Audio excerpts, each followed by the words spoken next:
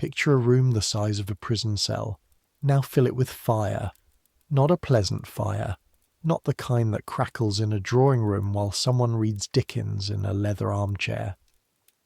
This fire lives inside a cast-iron range the length of a small boat, black with 30 years of grease and smoke, panting heat like something alive and furious.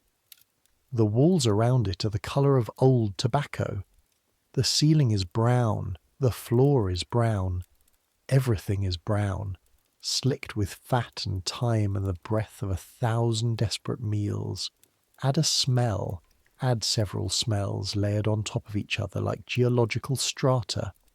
Boiled bones, rancid dripping, wet coal, the sweetish rot of yesterday's cabbage, the sharp animal stink of unwashed bodies passing through constantly, dropping pennies on the counter, taking their tin bowls and retreating to their corners.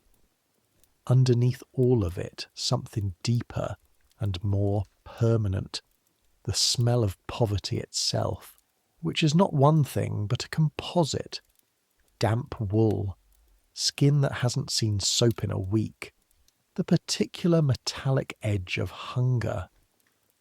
That's the kitchen of Whitechapel Common Lodging House No. 7, Flower and Dean Street, London, 1887.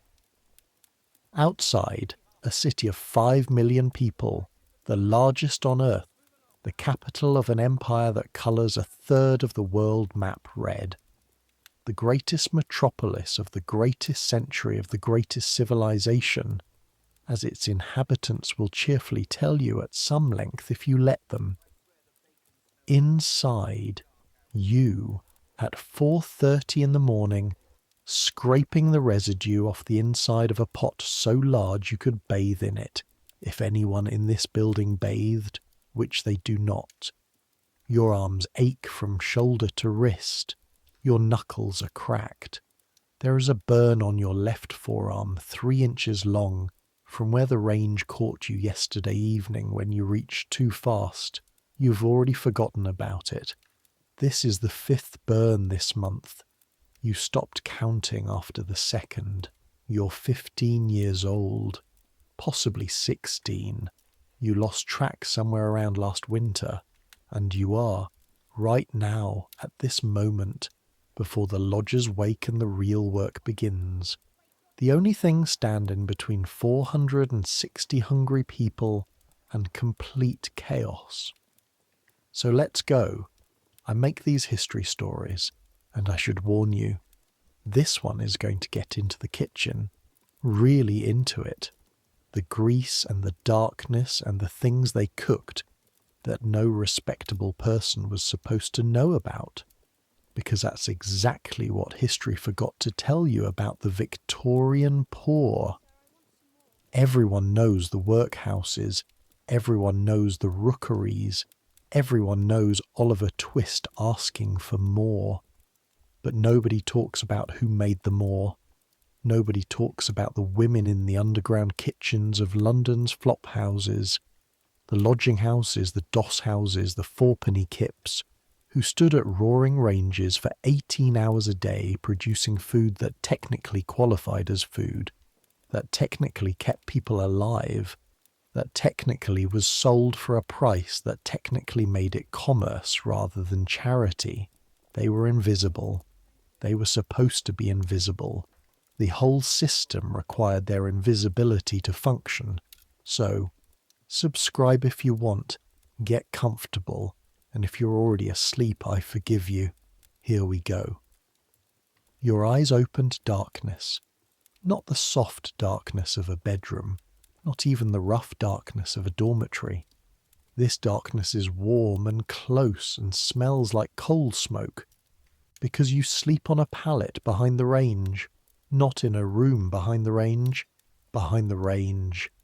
The gap between the back of the cast iron and the kitchen wall is approximately 4 feet wide.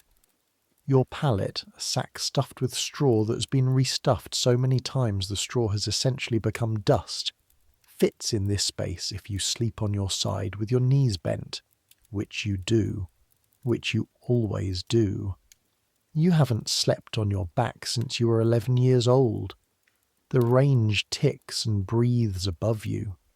Even banked for the night, it radiates heat that soaks into your spine and your shoulder blades and the backs of your legs. In January, this feels like salvation. In August, you have woken up before now believing briefly that you are dying. It is October. It is bearable. Your eyes adjust.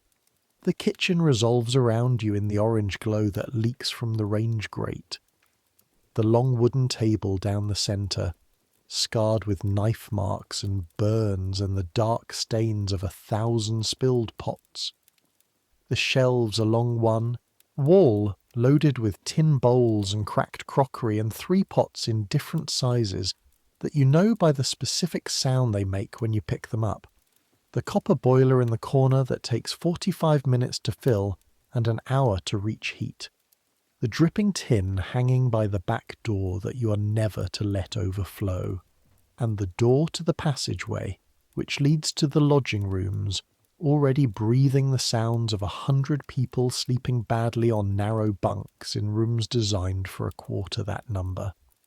You hear snoring, someone coughing, the deep, wet, persistent cough of someone who has been coughing all winter, and will cough all winter, and will probably be coughing next winter too if they survive this one. Someone else talking in their sleep, a low urgent murmur about something you can't make out.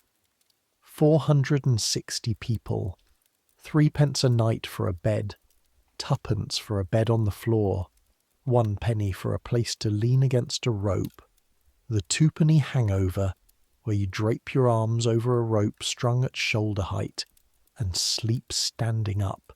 In theory, though in practice you mostly just slouch and fall sideways and wake up with your face on the floor. You know these prices because you have lived these prices.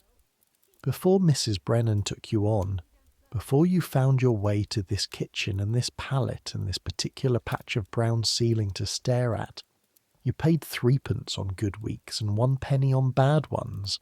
That was 2 years ago. You do not think about it most days. You stand up.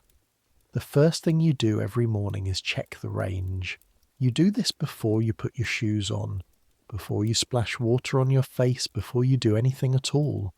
If the range goes out overnight, Mrs. Brennan will hear about it at 5:30, and you will hear about it at 5:30, and the difference between a range that is merely cold and a range that is genuinely dead is approximately 2 hours of work in your entire morning. You open the lower door, orange coals, low but living. You breathe out. You reach for the coal scuttle. Heavy, always heavy, your right arm is thicker than your left from years of lifting it, and feed the fire with careful hands, building it up piece by piece, tucking smaller pieces against larger ones, coaxing rather than demanding. The range responds. It always responds, eventually. It is, in its way, the most reliable thing in your life. The coal is kept in the cellar. You will make 4 trips down the cellar stairs today.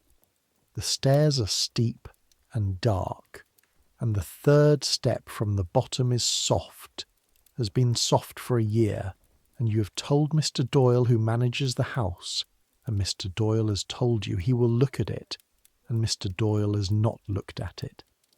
Every morning you step carefully around the soft step. Every morning the soft step remains. You fill the copper boiler from the barrel by the back door. The water in the barrel came from the standpipe at the end of the street, where the neighbourhood shares a single pipe that runs for 1 hour in the morning and 1 hour in the evening. The water is clean by 1887 standards, which means it won't kill you immediately, which is a meaningful improvement over 1857 standards, when the standpipes pumped directly from the Thames, and the Thames received directly from approximately 900 sewer outfalls, and the cholera killed 10,000 people in a summer. Progress. You lift the first bucket. Your shoulders tighten. The copper boiler is chest height, and the bucket is heavy, and the floor is uneven, and you have done this approximately 800 times, and it never gets lighter. You fill it anyway. By 5 o'clock the fire is high, and the water is heating, and you have begun the bread. The bread is not really bread. You should understand that from the start. Real bread. The bread you might get at a baker's shop on Commercial Street. The bread that middle-class families receive from their baker every morning in a cloth-covered basket takes time and care and flour that hasn't been stretched with chalk dust and dried bone meal. Real bread rises twice, is shaped carefully, is baked with attention. The bread you make rises once in a shallow tin pan so battered its corners have collapsed, and is baked in the top oven of the range where the heat is uneven. So it comes out dark on one side and pale on the other. The flour is cheap flour, the cheapest Mr. Doyle will authorise, which means it is the flour that reputable bakers won't sell because it has sat too long, or been improperly stored, or arrived in the warehouse already slightly wrong. You add water and a small piece of the previous day's dough for leavening. You have been keeping this piece of old dough going for 3 months now, feeding it flour and water, and it gives the bread a sour smell that some of the lodgers complain about and others don't notice. The ones who don't notice are hungrier. You work the dough with the heels of your hands, pushing and folding, pushing and folding. The table is too low for comfortable kneading. It hits you at hip height rather than waist height, which means you lean into it with your whole body rather than your arms, which means by 6 o'clock your lower back will have begun its daily commentary on your life choices. The dough is stiff and cold. It resists. You push anyway. 20 loaves, 20 shallow tins, into the oven. You check the clock on the shelf, a battered tin clock that loses 4 minutes every day, which means you've recalibrated your sense of time to account for it, so that when the clock says 5:15, you know it is actually 5:19, and when it says 6 o'clock, it is 6:04, and so on through the day.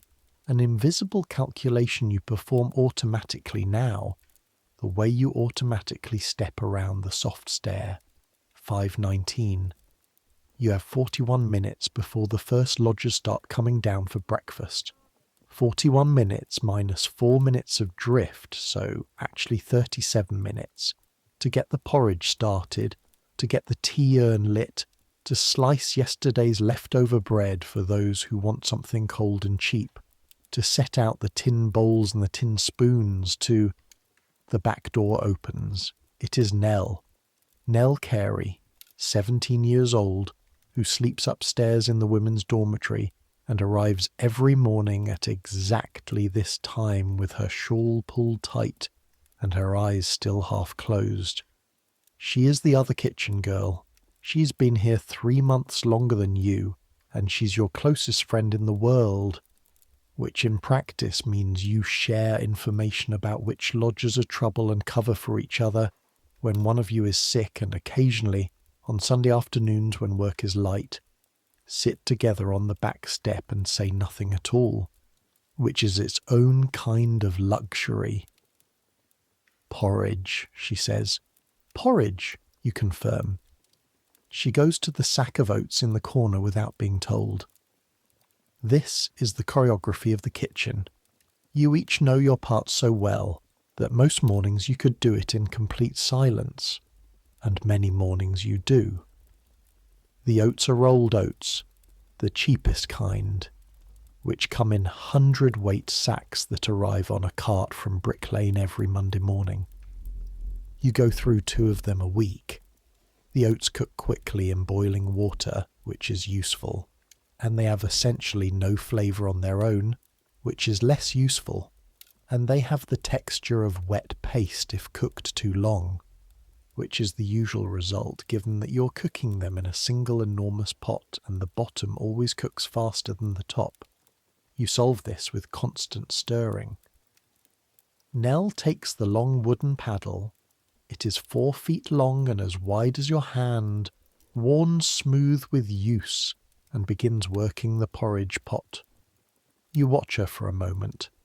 Her arms move in steady circles, the paddle dragging through the thickening mass, steam rising around her face, her hair damp against her forehead already. There is skill in this. People don't know there is skill in this. Too slow and the porridge catches on the bottom and burns and the whole pot tastes like char. Too fast and you incorporate air and it goes watery and thin and the lodgers complain, which means Mr. Doyle hears the complaints and comes to find you, which means a conversation you do not want. The paddle moves in the same medium-speed circles, consistent, patient, tireless. Nell has good arms. Let me tell you about the lodging house. In 1887, there are approximately 900 common lodging houses in London, officially registered under the Common Lodging Houses Act of 1851, which was Parliament's attempt to address the fact that the city's poor were living in conditions that were, measurably, killing them.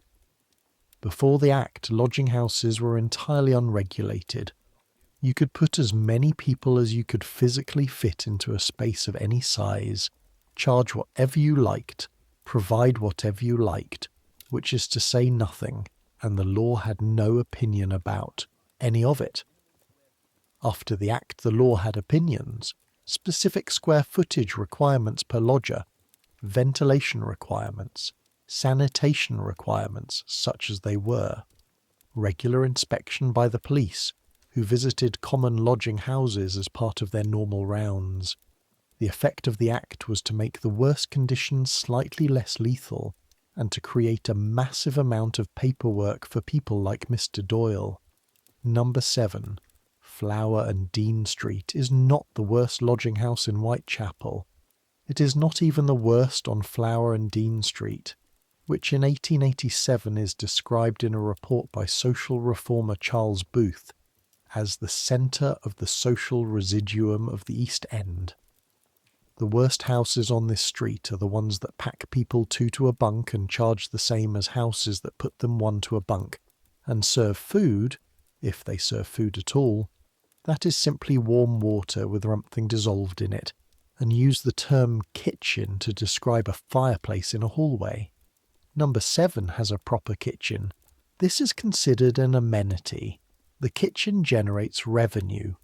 Lodgers pay a penny for breakfast, 3p for the evening meal, which is the main meal, the one you spend most of the day preparing. A halfpenny for tea at any hour, which is essentially hot water, with some tea leaves that have already been used twice. 300 lodgers at breakfast on a full morning. 3p a head for supper, minus the cost of food, minus the fuel, minus the wages, such as they are, of you and Nell. What's left goes to Mr. Doyle, who keeps accounts in a ledger that lives in the drawer of his desk and which you have never been invited to examine. You know the rough margins because you buy the food. Every morning at 7, when the breakfast rush has subsided and Nell is cleaning up, you take the canvas bag and the purse with the week's food money, and you go to Petticoat Lane Market or the stalls on Middlesex Street, or the butcher's back entrance on Commercial Road, and you buy whatever is cheapest and most plentiful. This is an education in itself. The tea urn is lit at 5:15. It is a large copper urn, tarnished green-brown at the seams, that holds approximately 8 gallons and takes 30 minutes to reach a proper boil. You fill it from the boiler. You add the tea, which lives in a caddy on the shelf. Loose tea, cheap tea, the kind sold in the market by men who measure it out by the ounce from large tin boxes and wrap it in a twist of brown paper. It is not good tea. It is tea adjacent. But it is hot, and it is brown, and it contains tannin and caffeine, and it is, for many of the lodgers, the only thing that makes getting up at 6 worth doing. You understand this feeling personally. By 5:30, the kitchen has reached its working temperature. This is not the temperature of a warm room or even a hot room. This is something else, a sustained, pressing heat that sits on your skin and soaks into your clothing and fogs the small window above the draining board. In summer this is unbearable.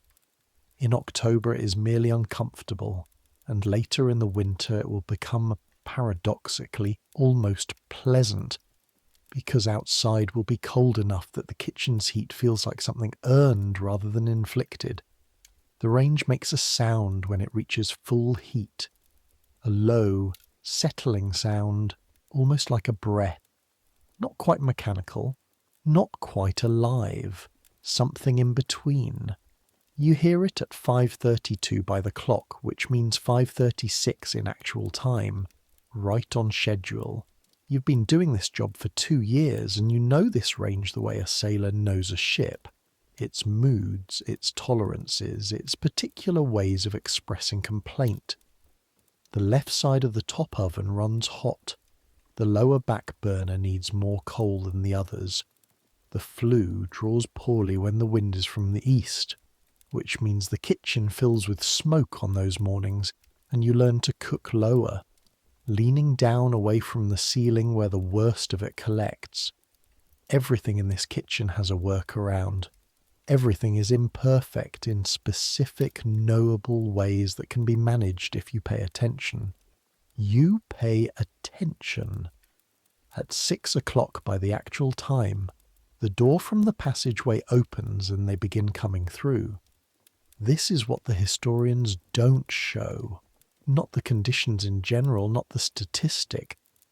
The actual human press of 460 people moving through a space designed for perhaps 20, the specific choreography of hunger and exhaustion, and the peculiar social order that develops when people are stripped of everything except the barest necessities. Because there is order. This is the thing. Even in Flower and Dean Street in 1887, even among people who have nothing, there is order. It doesn't look like order to an outsider. It looks like chaos. People pushing, voices raised, tin bowls clattering, the room crowded past comfort with the noise and heat of too many bodies in too little space. But underneath the chaos, rules. The old regulars come first, not because anyone officially grants them precedence. There is no official anything here, but because they have been coming here for years and they know to arrive at the kitchen door before 6, and they stand closest to the counter, and they are served first. And if you are new and don't know this yet and you try to push to the front, you will find out quietly and efficiently by the social pressure of 30 people who've been operating this unwritten system for longer than you've been in London. You know all the regulars by name, or by the names they've given you, which are not necessarily their real names.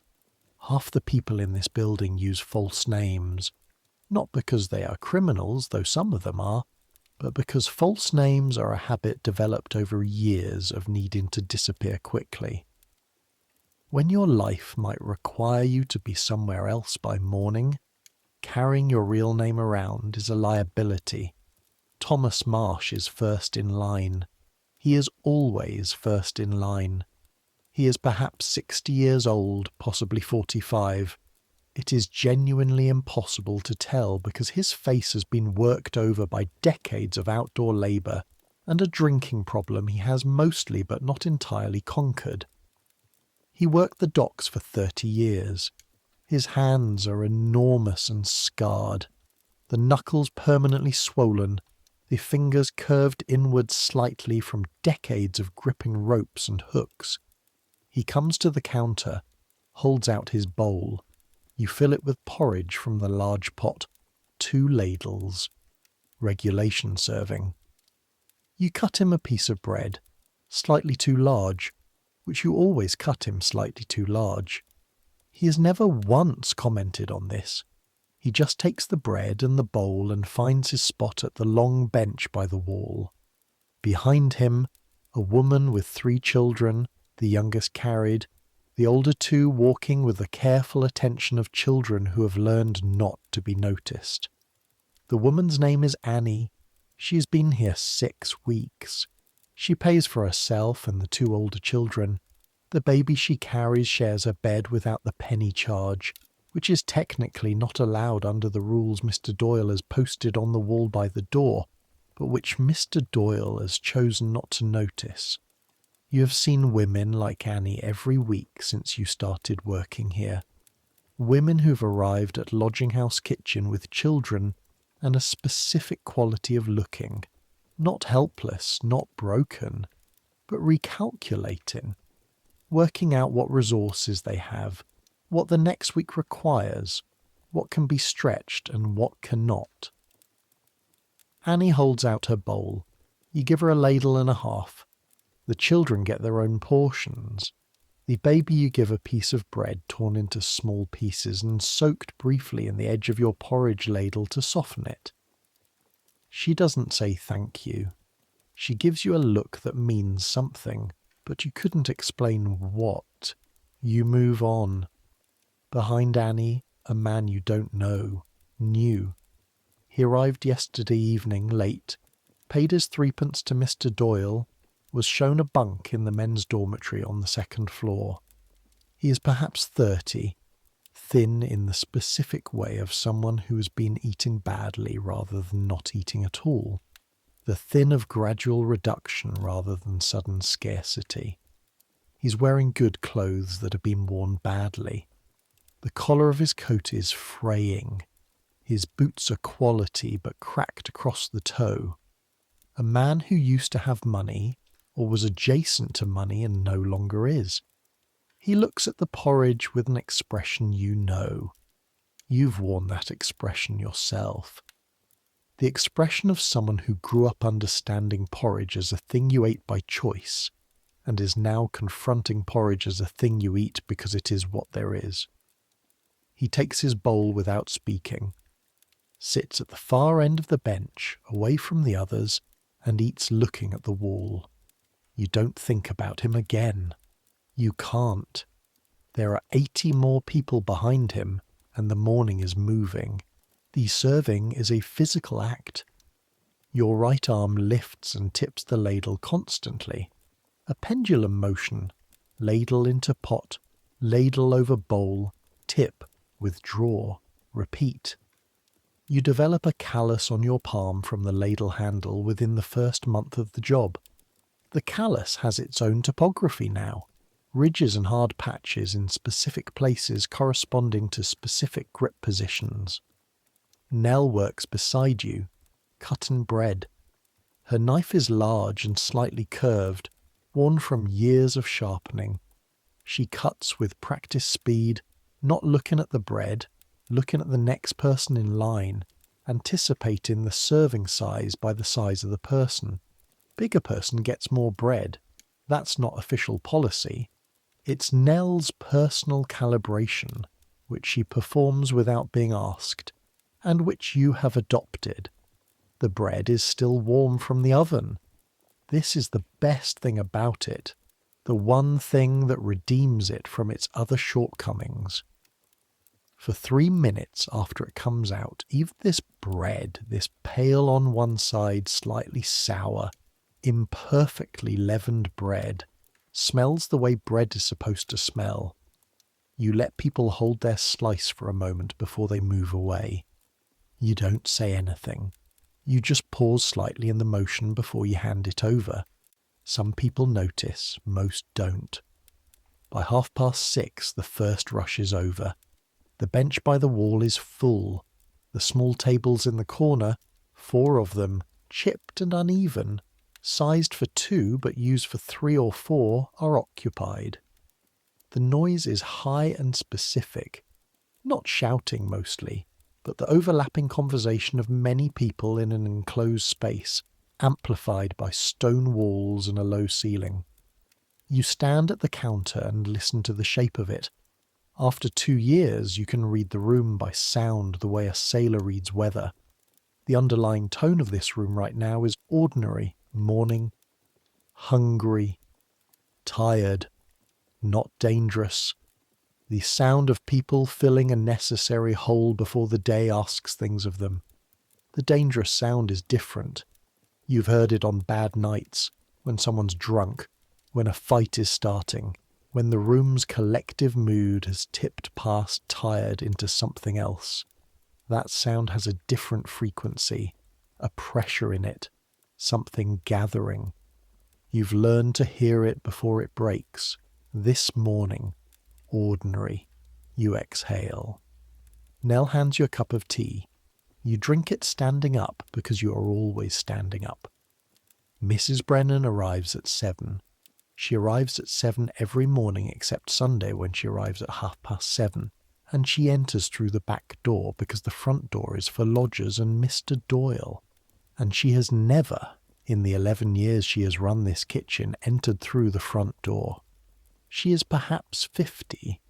She is broad, not fat. Broad in the specific way of women who've done physical work their entire lives, whose bodies have adapted to the demands placed on them, whose shoulders and arms and torsos have been shaped by lifting and stirring and carrying and standing. She's taller than you by 3 inches, and she moves through the kitchen with the certainty of someone who has never once been uncertain about where things are. She looks at the porridge pot. She looks at the bread tins. She looks at you. Morning service? 304, you say. You've been counting. She nods. She goes to the bread tins, takes out the last loaf, breaks a piece off the end, eats it. This is quality control. She chews, considers. Left side oven ran hot again. I move the back tins forward at the 15-minute mark. She looks at the loaves. She breaks another piece of a different loaf. Chews. Better, she says. Get the bones on. This is the beginning of the day's real work. The bones are the foundation. Every serious kitchen, and this is a serious kitchen, whatever else it is, runs on stock. Stock is what you make bones into. Bones that most kitchens throw away. Bones that the butchers at the back of the commercial road market sell for almost nothing. Tuppence for a bag that would be too heavy for you to carry alone if you filled it, which is why you always bring the wheelbarrow on Bones Day. You make stock twice a week. On stock days, the large copper pot, the really large one, the one that holds more water than you can carry in 4 bucket trips, goes on the range at 7 in the morning and doesn't come off until 6 in the evening. Into it go the bones, the vegetable peelings saved from the previous 3 days in a bucket. By the back door, 2 onions split in half and placed cut side down on the hot range for 5 minutes before they go in. Because Mrs. Brennan says this is important, and you have learned not to question the things Mrs. Brennan says are important. Cold water covers it all. You add a handful of salt. You bring it to a boil and then you lower it. This is critical, Mrs. Brennan has told you.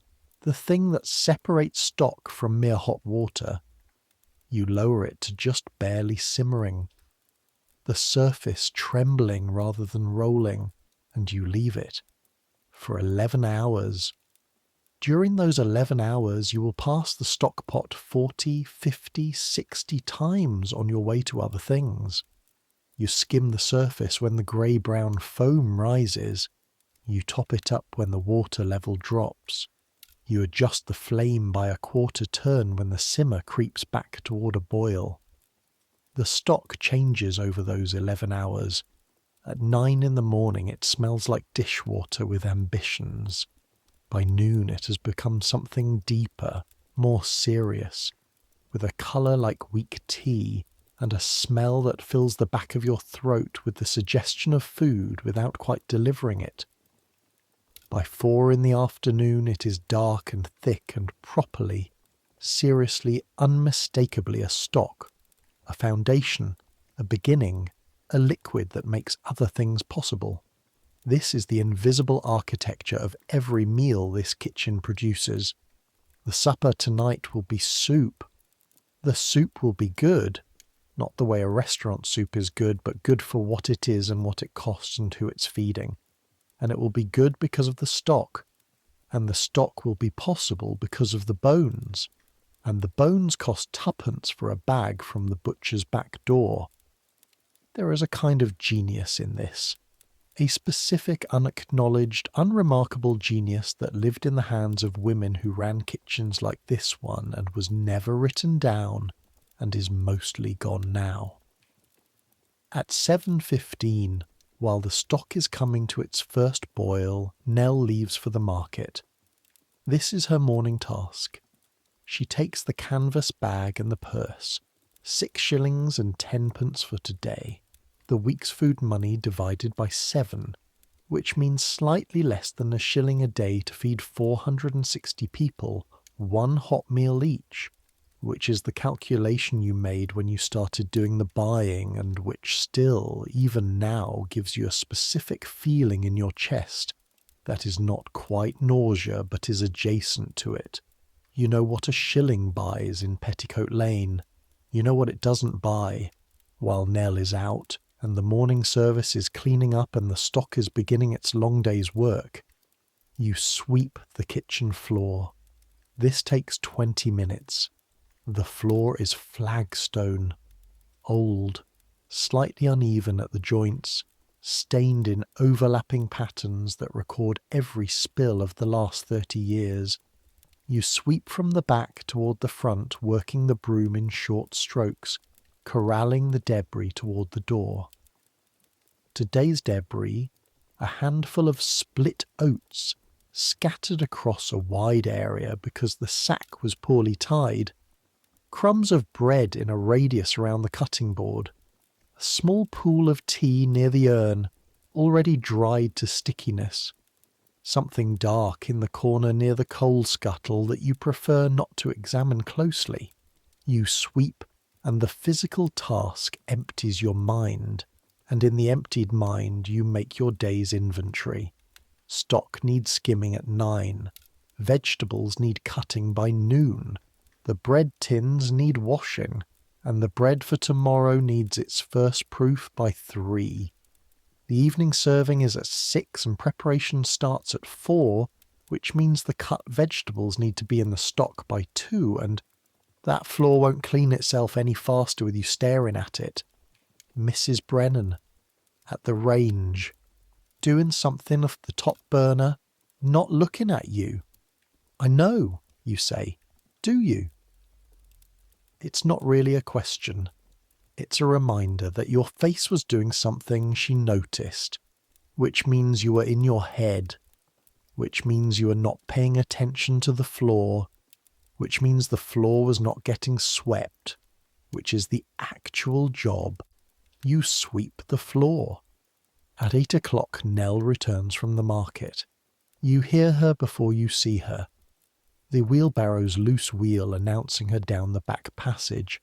That specific rhythmic squeak, 3 squeaks per rotation, that you could identify in your sleep. She comes through the back door backwards, pulling the barrow.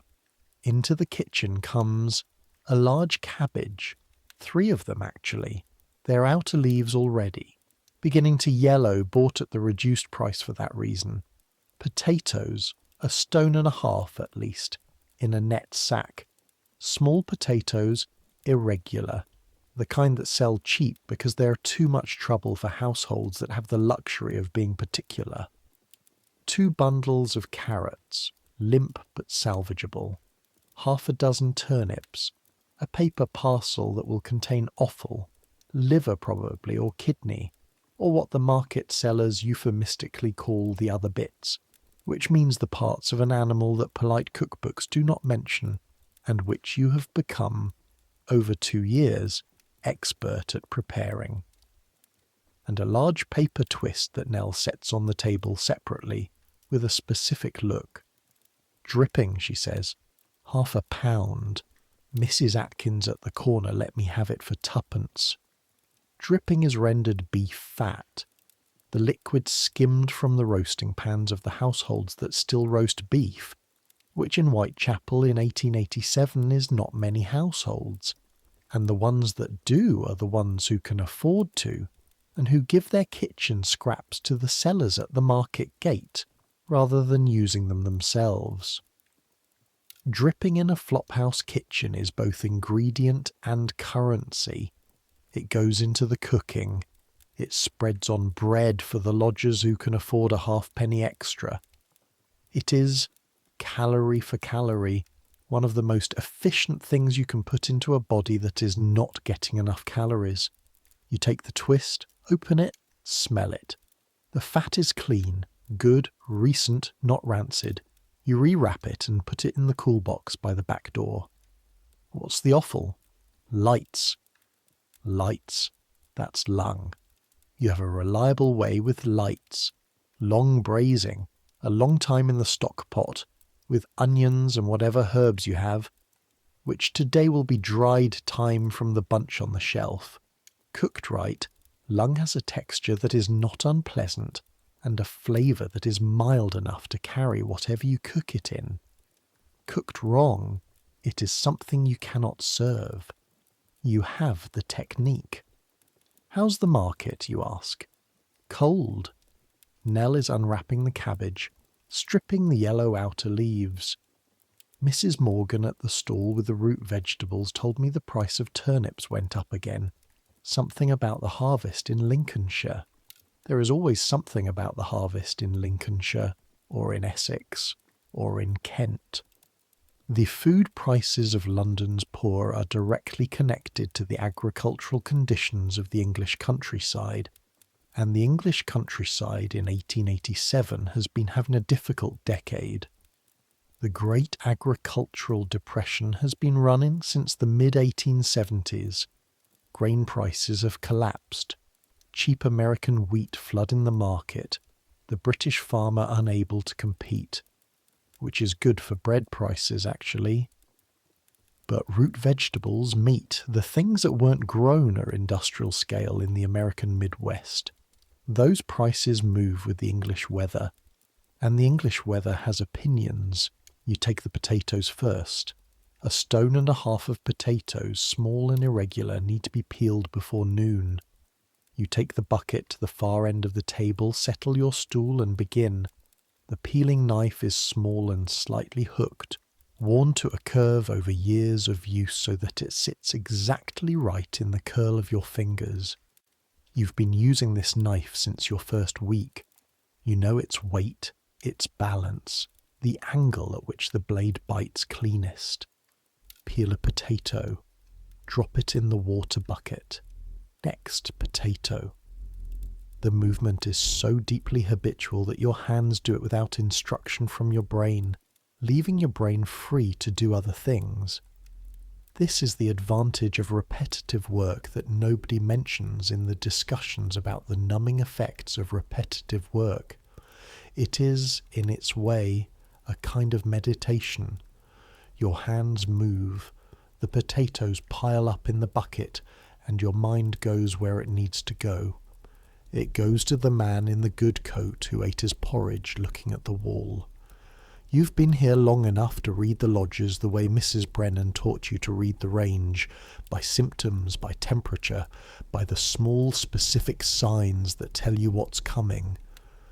The man in the good coat is at risk of the thing that happens to people who arrive here with the remains of a middle-class life still on their body. It is not a fast thing. It is a slow, grinding, incremental thing. The process by which dignity is removed piece by piece until there is nothing left to remove. First, the coat starts to fray further. Then the boots crack through completely. Then the coat goes, because it can't be maintained and because someone in the dormitory will steal it one night if it's left on the bunk. And anyway, 3 shillings for the coat will pay a week's lodging. Then the shirt. Then the collar. Then at some point, and this is the point Mrs. Brennan told you to watch for, though she phrased it differently. She said watch for when a man stops sitting away from the others. At some point the distance collapses, the last resistance to the fact of being here rather than passing through, and the man sits in the middle of the bench with the others and eats his porridge the same way, and is, in every external respect, no different from Thomas Marsh, who has been here for 9 years. Whether that is a kind of defeat or a kind of survival, you are not sure. Both. Probably. Both. Nell is beside you at the other end of the table working the cabbage. She strips the outer leaves, stacks them in a separate pile. Those go to the stock pot, they have enough flavour to contribute. The interior she cuts into quarters, then cuts out the core with a practised diagonal cut, then slices it crosswise into rough strips. The cabbage squeaks as she cuts it. That specific sound, a vegetable sound, a fresh cut sound, a sound that's slightly wet and slightly dry at the same time. "Reckon it'll rain," she says. You look at the small window above the draining board. A rectangle of grey-white sky. The colour of cold. Probably. Need to get the coal in before it does. Last time it rained sideways into the cellar and the bottom sacks got wet. I'll get it after the potatoes. I'll help. This is the kitchen's economy. Labour exchange without accounting. Work flowing toward whoever has hands free. The calculation performed automatically in the bodies of 2 girls who've been doing it long enough that no conversation is needed to coordinate it. You know what needs doing. She knows what needs doing. You do it. Outside the small window, the October sky presses down on Flower and Dean Street. Inside the kitchen, your hands work on. By 10 o'clock, the kitchen has settled into its working rhythm. The stock simmers. The bones have given up their first hour of colour, and the surface carries a ring of grey foam that you skim with the wide, flat spoon kept specifically for this purpose. A spoon you've named in your head, though you would never say this aloud. The honesty spoon, because it is the one that removes the pretense, the cloudy impurities that would make the stock murky if you left them. The potatoes are peeled and in their water bucket. The cabbage is cut. The carrots and turnips, which Nell has been working through in the time you spent on the potatoes, are in the second bucket waiting. You are on your knees on the flagstone floor scrubbing the inside of the bread tin when the knock comes at the back door. Not a lodger's knock. Lodgers come through the passageway, or they come around to the kitchen hatch in the hallway wall where you serve meals. Nobody knocks at the back door except delivery people and occasionally the police. You stand, brush your knees, open the door. It is neither. It is a boy, perhaps 9 or 10, with feet wrapped in rags rather than shoes, and a face that has been recently crying and is now attempting not to be. He's holding a covered basket. "Mrs. Brennan," he says, "said you'd take the bread." You look at the basket. You look at the boy. "What bread?" "The baker's end pieces. She has an arrangement with Mr. Levine on Wentworth Street. He saves the end pieces on Tuesdays." This is news to you. But Mrs. Brennan has arrangements with half the street traders in Whitechapel that she has never specifically informed you about, because Mrs. Brennan's philosophy of management is that you learn by discovering rather than by being told. "Come in then," you say. The boy steps into the kitchen carefully, the way people step into spaces they've been made to feel they don't belong in, even when they've been sent there on legitimate business. He looks at the range. His expression changes, the involuntary response of someone cold encountering warmth. You lift the basket's cover. Inside, the ends of loaves, the heels and corners, a dozen pieces of bread in varying states of staleness. Good bread, properly made bread, from a real baker, the kind with a crust that resists your thumbnail. 2 days old, maybe 3, not fit to sell, still perfectly food. Tell Mr. Levine thank you, you say. Tell him Mrs. Brennan will send a jar of the dripping at the end of the week. The boy doesn't leave immediately. He's looking at the porridge pot where the morning's residue still clings to the inside. Not empty, not quite. There is still a scraping left. You look at the pot. You look at the boy. You get a bowl. He doesn't say thank you. He eats standing by the door with the focused intensity of genuine hunger, the kind that doesn't allow for manners because manners require a level of conscious social processing that hunger overrides. He eats everything in the bowl. He runs his finger around the inside. He looks at you, then looks away, then hands you the bowl and leaves. You watch him go down the back passage and turn at the gate and disappear. Your hand is still on the bowl. Then Mrs. Brennan's voice from behind you, which means she arrived while you were watching the boy, and you did not hear her, because when Mrs. Brennan wants to move quietly, she moves quietly. Put the bread ends in the cold box. We'll use them for the evening pudding. Yes, Mrs. Brennan. You gave him a full bowl. It is not quite an accusation. It is an observation delivered in a tone that requires you to have an answer. He was hungry, you say. A pause. The kind of pause that Mrs. Brennan uses the way other people use words. He's always hungry, she says. His mother owes 2 weeks' lodging, and Mr. Doyle is letting it run because she's got 5 children and nowhere else to go. Another pause. But yes, full bowl. She goes to the range. She checks the stock, lifts the lid, bends slightly to smell the steam rising from it. It'll be ready by noon, you say. I was going to skim it again at 11 and add the vegetables at 12. Add the onions now, she says. Give them 2 hours, not 1. You add the onions now. This is what Mrs. Brennan does. She does not explain. She adjusts. She moves through the kitchen making small corrections. 2 inches to the left, an extra hour. This pot, not that one. That are the accumulated knowledge of 30 years running kitchens in circumstances that would have broken a lesser woman. She was a cook's assistant at 14 in a house on Grosvenor Square. She cooked for a merchant family in Cheapside from 18 to 23. She managed the kitchen of a sailor's rest on the Ratcliffe Highway until it burned down in 1871. She's been running this kitchen since 1876. You know these facts because Nell found them out by asking, over the course of many evenings, the slow, patient accumulation of fragments of biography that Mrs. Brennan lets fall when she is tired and the kitchen is quiet. She has never told you about herself directly. She would consider that unnecessary. What she has done, over 2 years, is put things in your hands and watch what you do with them.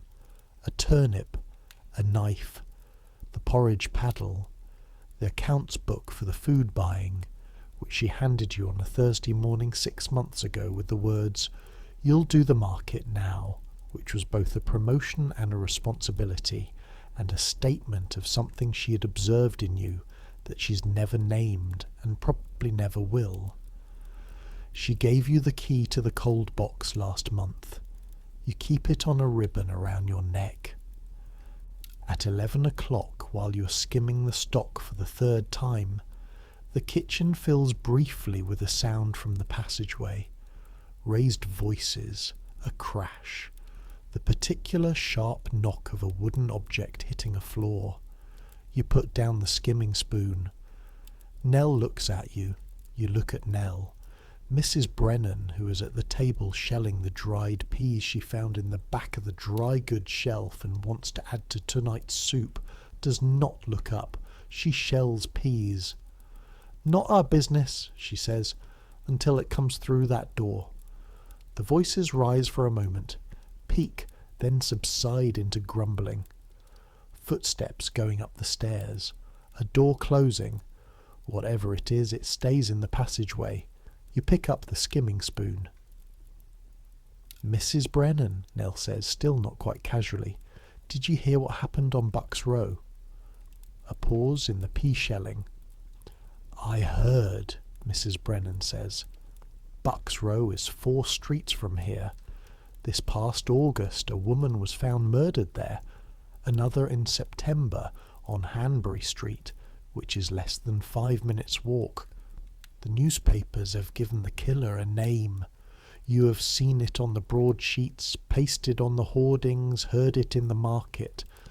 And the name has done something to the neighbourhood that is difficult to explain and impossible to ignore. It has made the dark feel different. Not more dangerous necessarily. The dark in Whitechapel has always been dangerous, but differently dangerous. Named dangerous. "Keep your door bolted on nights," Mrs. Brennan says. "Both of you. You've been bolting your door, such as it is the door to the gap behind the range, which is more of a curtain on a hook than a proper door, since August." The pea shelling continues. "Mrs. Brennan," you say, because there is something you need to know, and this is the closest to the right moment you have had. "The police came again on Saturday night. I know. Mr. Doyle was angry. Mr. Doyle is always angry about the police. The police find things in his lodging house he'd rather they didn't find. This is as much as she will say about this. The police come to number 7 twice a month on average, as part of their round of registered lodging houses under the Act. They check the register. They count heads. They check the sanitation. They occasionally find other things. Men with warrants outstanding. Women with stories that don't quite cohere. Goods that appear in lodgers' bundles whose provenance is unclear. The kitchen is, by convention, neutral territory. The police come to the front. They stay in the registration room and the dormitories. They do not come to the kitchen. You are not sure if this is official or merely understood. It has held so far. At noon, the lights, the lung, go into the stock pot. You have prepared them the way Mrs. Brennan showed you, which is not the way they are described in the cookbooks, because the cookbooks don't cook lung. The cookbooks assume you're cooking something else. You blanch them first in plain hot water, which removes the froth and the worst of the smell, and then you cut them into pieces, each piece the size of 2 fingers, and add them to the stock where the onions have been giving their honest effort for 2 hours. The smell changes when the lung goes in. It becomes more serious, more insistent. The smell of a working kitchen, genuinely working. You add the carrots and turnips. You add the dried peas, which Nell soaked at 10, and which have expanded to twice their dry size, soft and pale. You add the cabbage in 2 stages because it cooks quickly, and you don't want it to dissolve. Half now, half in the last hour. You stand at the range and look at the pot. The stock is a deep amber now. The vegetables are visible through the surface, bobbing slightly with the simmer. The lung pieces have coloured in. They've taken on the brown of the stock and look now merely like pieces of meat, which is mostly what they are. This will feed 460 people tonight. It will taste like something. It will be hot.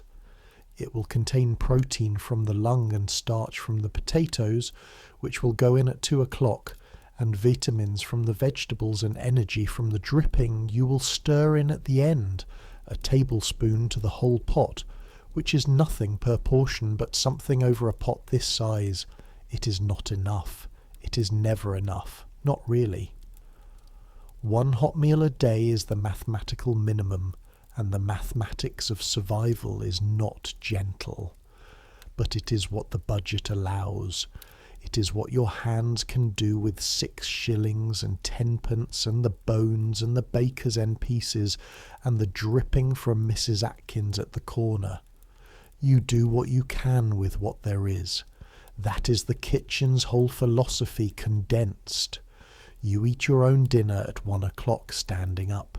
You eat standing because that is what you do. You have eaten sitting down twice since you started this job. Once on your first Christmas, when Mrs. Brennan made a point of insisting on it, and once when you twisted your ankle on the cold stairs and Mrs. Brennan made an exception. Today, a bowl of the soup, ladled from the pot when it was hot enough but not finished, with 2 of the baker's bread ends. The bread is 3 days old, and the crust has gone slightly rubbery, but the inside is still good.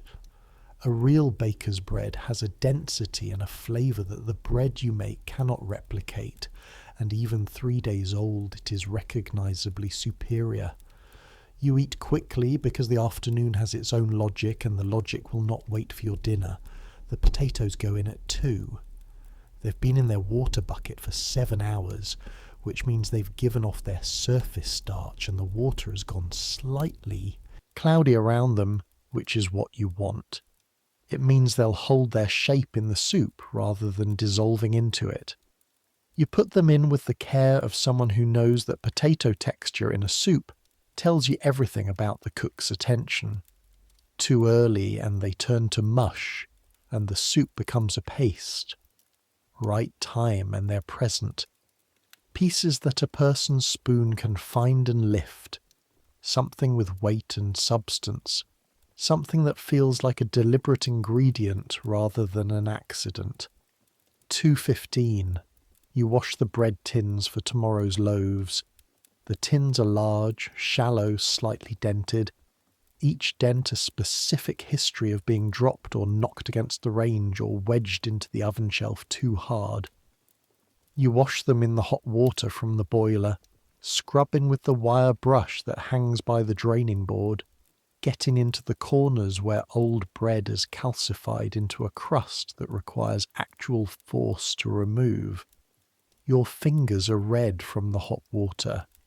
The skin on your knuckles, already cracked from the cold and the dry air, and the constant alternation between hot water and cold surfaces, has opened at the index finger of your right hand. A small split in the skin that stings when the wash water hits it. You press your thumb over it for a moment, then you keep washing. At 2:30, the door from the passageway opens, and a woman you have not seen before comes into the kitchen. She is perhaps 40. She's wearing a decent dress. Not fine, but decent. The dress of a woman who takes care of her clothes. She's carrying a basket. She looks at you with the specific look of someone who is accustomed to being in charge of kitchens and is now visiting one that is not hers and is forming opinions. "Mrs. Brennan?" she asks. "Not in," you say. "She'll be back at 3. Can I help?" The woman looks round the kitchen. Her eyes move over the range, the pot, the scrubbed bread tins stacked against the wall, the table's clean surface, the orderly shelf with its bowls and spoons. "Inspector's kitchen," she says, "not quite to you." You don't know what this means. You wait. "I'm from the Ladies' Mission," she says, "Whitechapel branch. We've been doing a survey of the common lodging houses, conditions, food quality, sanitation." She opens a small notebook. "I was told the kitchen here was adequate." "Adequate," you repeat. Something in your tone makes her look at you more carefully. "Is the food nutritious?" she asks. Pen poised over the notebook. You think about how to answer this. "Tonight there's soup with lung, potato, carrot, turnip, cabbage and dried peas," you say. "Beef bone stock from this morning. Baker's bread on the side. For breakfast this morning there was porridge and bread." She writes this down. "Lung," she says. "That's the lights?" "Yes." She writes this down with the expression of someone who is writing it down because it is her duty to write it down. How many does that serve? 460. All from... She looks at the pot. She looks at it for a long moment. From one pot? 2 tonight, you say. The second goes on at 4. The first one carries through from this morning. She writes this down. And who prepares? She gestures at the kitchen, meaning all of it. Me and Nell Carey, you say, under Mrs. Brennan's direction. And you are? You give your name. She writes it in her notebook. She will go back to wherever she came from and write a report that will go into a file that will sit in a cabinet in the Whitechapel branch of the Ladies' Mission. And it will say something like, Kitchen at number 7 Flower and Dean Street. Managed by a Mrs. Brennan. Adequate conditions. Serving 460 persons twice daily. Lung and vegetable soup, bone stock, bread. Staff. 2 kitchen girls aged approximately 15 and 17. And the report will be read by someone who will nod and move on to the next house. None of this will change anything.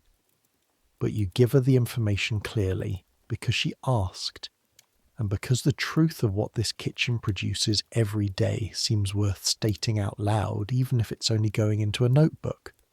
She closes the notebook. Carry on, she says, and leaves. You stand for a moment looking at the space where she was. Then you go back to the bread tins. Mrs. Brennan returns at 3 exactly as always. She comes in, looks at the pot, lifts the lid, bends to smell. Needs the dripping now, she says. I was going to wait until 4.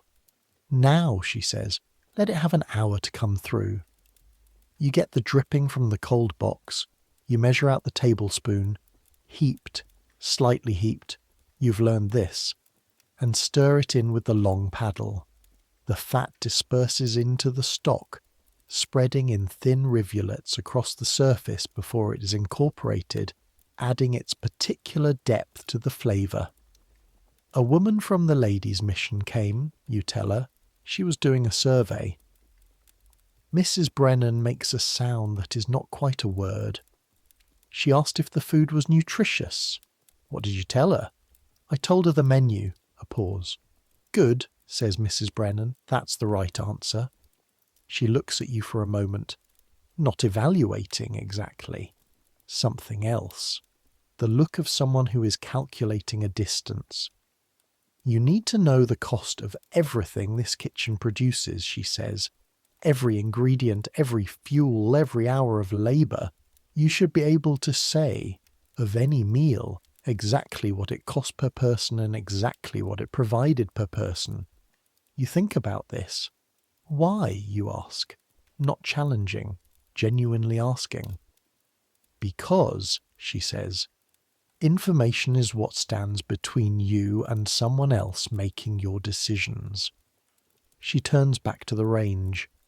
The soup tonight will cost approximately a halfpenny per person. It will provide roughly the energy of a working meal for someone doing moderate labour. Is that enough?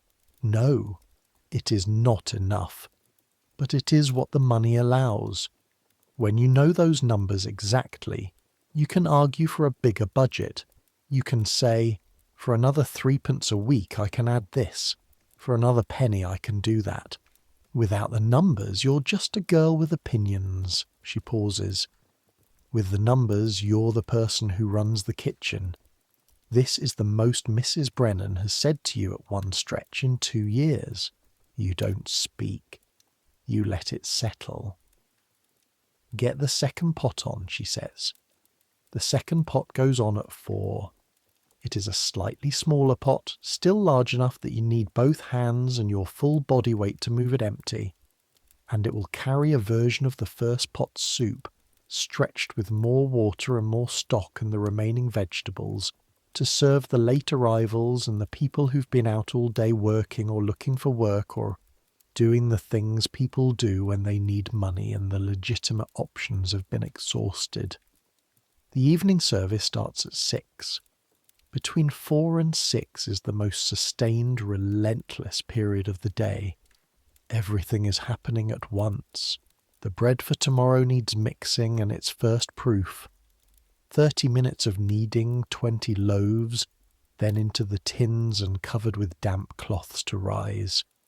You do this while the soup is in its final stage, your hands moving between the bread dough and the paddle that stirs the pot. Back and forth, the rhythm doubled.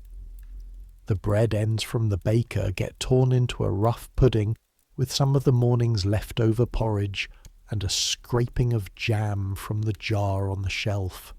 There is perhaps an inch of jam left, the label faded, the flavour indeterminate. And this goes into the lower oven at 5.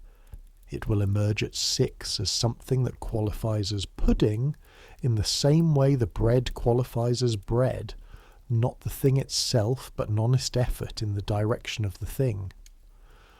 Nell is washing the morning's crockery, the tin bowls, the tin spoons, each one rinsed in hot water, stacked to drain, then dried, then counted. This is important, the count, because tin bowls vanish from lodging houses constantly, taken by lodgers who need them for something, who forget them somewhere, who sell them for a halfpenny at the rag and bone man on the corner. 3 missing since Monday. You note this in the back of the accounts book. The coal comes up from the cellar in 2 trips. Your lower back is announcing itself by 5 o'clock. Not the sharp pain of injury, but the steady declarative ache of a body that has been on its feet and bending and lifting for 12 hours, and would like a conversation about that. You press your fist into the small of your back for a moment. Release. Keep moving. At 6 o'clock the kitchen hatch opens. The hatch is in the wall between the kitchen and the hallway. A wooden flap hinged at the top that you prop open with a stick during serving hours.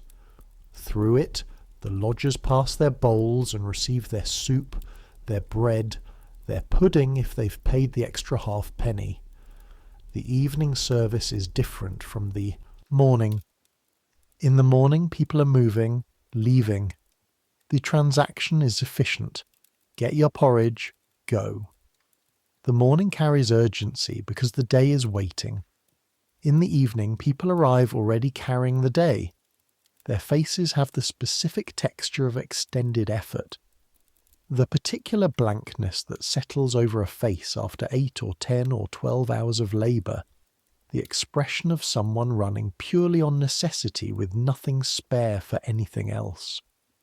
Their hands show you what they've been doing. A bricklayer's hands, a laundry worker's hands. Raw, chapped, the skin lifting at the edges of the fingers from hours in hot soapy water. A match girl's hands from the bow factory, with the yellow phosphorus stain that never quite washes off. You learn to see people through their hands. The match girls are the ones you think about. They come in groups, usually 3 or 4 together. The girls from Bryant and May's factory on Fairfield Road. They work 14 hours a day dipping wooden splints in phosphorus, which smells like garlic and acid and burns if it touches your skin, which it always does. The yellow staining is cosmetic and permanent and benign. The other thing phosphorus does to bodies if you breathe it for years, the thing called phossy jaw, which Mrs. Brennan told you about in flat, careful language one evening, is not cosmetic and not benign. The match girls eat quickly.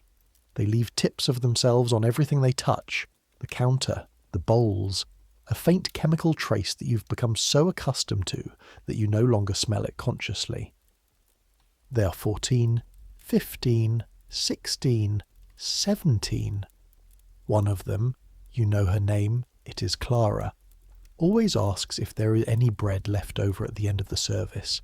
There sometimes is, there always is, when you are the one doing the end of service sweep. By 7 o'clock the hatch queue has thinned to stragglers. You serve them through, and then you close the hatch and step back from the counter and stand for a moment in the kitchen. which is now empty of everyone except you and Nell and the quiet aftermath of feeding 400 people. The soup pots are scraped nearly clean. 2 bowls worth left in the larger one perhaps. You put these aside. Mrs. Brennan's standing instruction: never waste a bowl. The bread is mostly gone. 14 loaves in the morning, 8 more at evening service. 3 remain. These go into the cold box. Tomorrow's breakfast will supplement them with the morning's bake. The pudding? Gone completely. Every time. It is imperfect, and it is odd, and it is the thing people come back for. You have never understood entirely why, except that sweetness, even the distant theoretical sweetness of a faded jam scraping, is something the body craves when it has been denied everything else, and the people in this building have been denied a great deal. Nell is cleaning the range. This is the end-of-day ritual that cannot be skipped, which means it is always done in a state of profound tiredness. The range must be cleared of the day's build-up. The grease spatters on the top, the debris in the ash pan, the soot-crusted flue that Mrs. Brennan has you clean out every other day with a long brush that deposits black powder on everything within a 3-foot radius, including your face. You take the ash pan. The ash from today's coal is thick and grey and still faintly warm. You carry it out to the ash pit in the backyard, moving carefully because the flagstones are slick with the day's spillage. The backyard is small and walled and contains the ash pit, the coal cellar entrance, the barrel for rainwater, and a single brick privy shared by the kitchen staff. The yard smells of coal and wet stone and something organic that comes from the privy and is probably unavoidable. The sky above the yard walls is dark and specific, not the absolute dark of the countryside, but the orange-tinged dark of a city that burns gas and coal constantly, a sky that glows from below with the light of 1,000,000 flames. You can see perhaps 8 stars through the gap between the yard walls and the clouds. You stand for a moment with the empty ash pan. 8 stars. You can remember when you could see more than 8, before London, before Flower and Dean Street, a sky that was dark properly, the dark you had to let your eyes adjust to, and then it actually filled, with more stars than you had words for. You remember lying on your back in a field somewhere that no longer feels real and watching the Milky Way move. You remember thinking, all of that, and I've never been anywhere. The ashpan is empty. The yard smells of everything. The 8 stars do not move. You go back inside. 3 weeks into October. You know the date because Nell keeps a scratch calendar on the wall beside her bunk in the women's dormitory. She makes a mark every morning when she wakes. You have borrowed this habit. You keep your own marks on the inside cover of the accounts book, hidden under the front flap, not because you need to hide them, but because it feels like something that belongs to you privately in a life that has very little private space. 3 weeks into October on a Tuesday. The second pot has been cleaned and put away. The range is banked for the night. The bread is proofing under its damp cloths. You will be up at 4 to put it in, which means your pallet behind the range sleeping arrangement, which in most ways is a disadvantage, is in this specific respect an advantage. You are already in the kitchen. Nell has gone up to the dormitory. Mrs. Brennan left at 8. She does not live in the building. She has rooms 2 streets away. She has a life you know almost nothing about outside these walls. You are alone in the kitchen. This is the part of the day you have come to. You wouldn't call it love. That seems too grand. But you have come to understand why you don't mind it. The kitchen after service, in the low light of the banked range, in the silence between the day's work and tomorrow's beginning, has a quality that nothing else in your life has. The quality of having been used.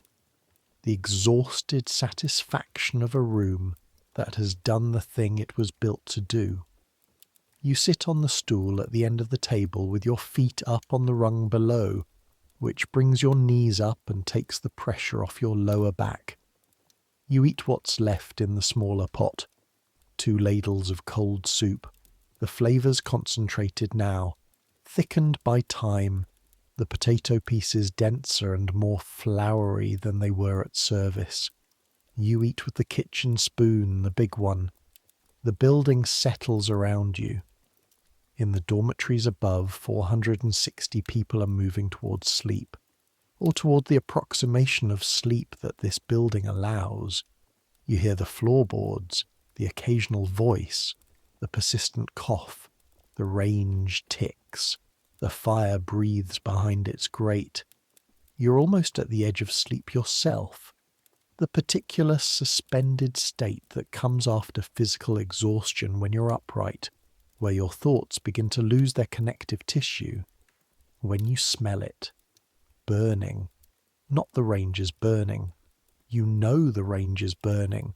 This is different. Sharper. With an edge to it that isn't coal. You're on your feet before you've made the decision to stand. The smell is coming from the right side of the range, the lower section near the floor. You crouch. You hold your hand out to the side panel of the range, not touching, checking heat. The side panel is warm, normal warm, range warm. But the floor beside it, the flagstone corner where the coal scuttle sits, the coal scuttle. Yesterday morning in the rush of the early service you had put a small piece of coal, one piece, into the scuttle at the end, and the piece had rolled against the scuttle's side and you had not noticed. The scuttle is metal. It should be fine, but the scuttle sits on a wooden board. A board placed there years ago by someone who wanted the flagstone insulated from the cold. A small board, unremarkable, forgotten. And the coal piece, which apparently held more residual heat than a piece of coal that size should have been able to hold, has been in slow communion with this board for the last. You take the fire tongs, you lift the coal piece out, carry it to the range, drop it through the grate. You pick up the board. It is warm on the underside. Not burning, not yet burning. A darkness in the grain of the wood where the heat has been working, but not yet aflame. You take the board outside to the yard. You set it on the flagstones. You stand over it for a long time in the dark yard with the 8 stars above you and the damp October air on your face. Your heart is doing something large and rapid in your chest. This building is wood and plaster and coal smoke. It is 460 people sleeping in bunks. It is one exit on each floor that the inspection report described as adequate, and that you know from having walked through it in a hurry is not adequate. The board smokes faintly in the night air. It does not catch. You stand there until it is cold. Then you take it to the ash pit and bury it under the day's ash and go back inside. You do not sleep. You sit on your pallet with your back against the range and you listen to the building breathe and you watch the kitchen, and you do not sleep until 2 a.m, when the building is quiet enough that the specific quality of quiet tells you nothing is burning. Nothing will burn tonight. Sleep. You sleep. In the morning you tell Mrs. Brennan. You tell her plainly. The coal piece, the board, what you found, what you did. She listens without expression. Then she looks at the corner where the scuttle sits. The board is gone. The flagstone is bare. She stands there for a long moment, looking at the bare flagstone, and her face does the thing it does when she's working through something internally that she won't make external. "How long do you think," she says, "before it caught? Another hour, maybe 2. She looks at you. You are still up. I fell asleep late. A pause. You should have been asleep, she says. But the tone of it is not a reprimand. It is something else. Something that has no name in the economy of Mrs. Brennan's expressions. I'll talk to Mr. Doyle about the cold storage, she says. The scuttle should not be against the wall. A pause. You did right. She goes to the range. She opens the lower door, checks the fire, adds coal with the efficiency of 30 years of doing exactly this. Mrs. Brennan, you say? What? If there had been a fire, the people upstairs. She does not turn around. I know, she says. The exit's on the upper floors. I know. The coal door closes. She stands. I have spoken to Mr. Doyle about the upper floor exits 4 times in 11 years, she says. He agrees with me and does nothing. This is not, in my experience, an unusual situation. She turns. What I have done, she says, is make the kitchen less likely to catch. Everything flammable away from the range, the coal properly stored, the fat tins covered, the cloths off the lines by 9. A pause. It is not enough, but it is what I can do. She looks at you with a look that has no name. Add it to your list, she says. The things you can control, the things you cannot. Know the difference. In November, a woman arrives who changes the shape of the room. Her name, she tells Mr. Doyle, is Margaret Fenn. She's perhaps 35, perhaps 50. It is impossible to say. She has the kind of face that has lost its era, worn smooth of the specific markers that would let you date it. She carries a carpet bag and a manner of complete stillness that you notice immediately, because stillness is unusual in this building. People here move constantly, the fidgeting of cold, the restlessness of anxiety, the inability of a body under sustained stress to remain stationary. This woman is still. She takes a bunk in the women's dormitory. She pays a week in advance, which is unusual. She eats her meals at the end of the bench, alone, with a small book open beside her tin bowl which she reads while she eats, which is also unusual. She comes to the kitchen hatch every morning and every evening. She says thank you. She says it every time clearly, looking at whoever serves her, and she means it. Not the reflexive thank you of social habit, but the deliberate thank you of someone who knows what they're thanking you for. After 5 days, she comes to the back door of the kitchen in the afternoon, between service times, and knocks. You open the door.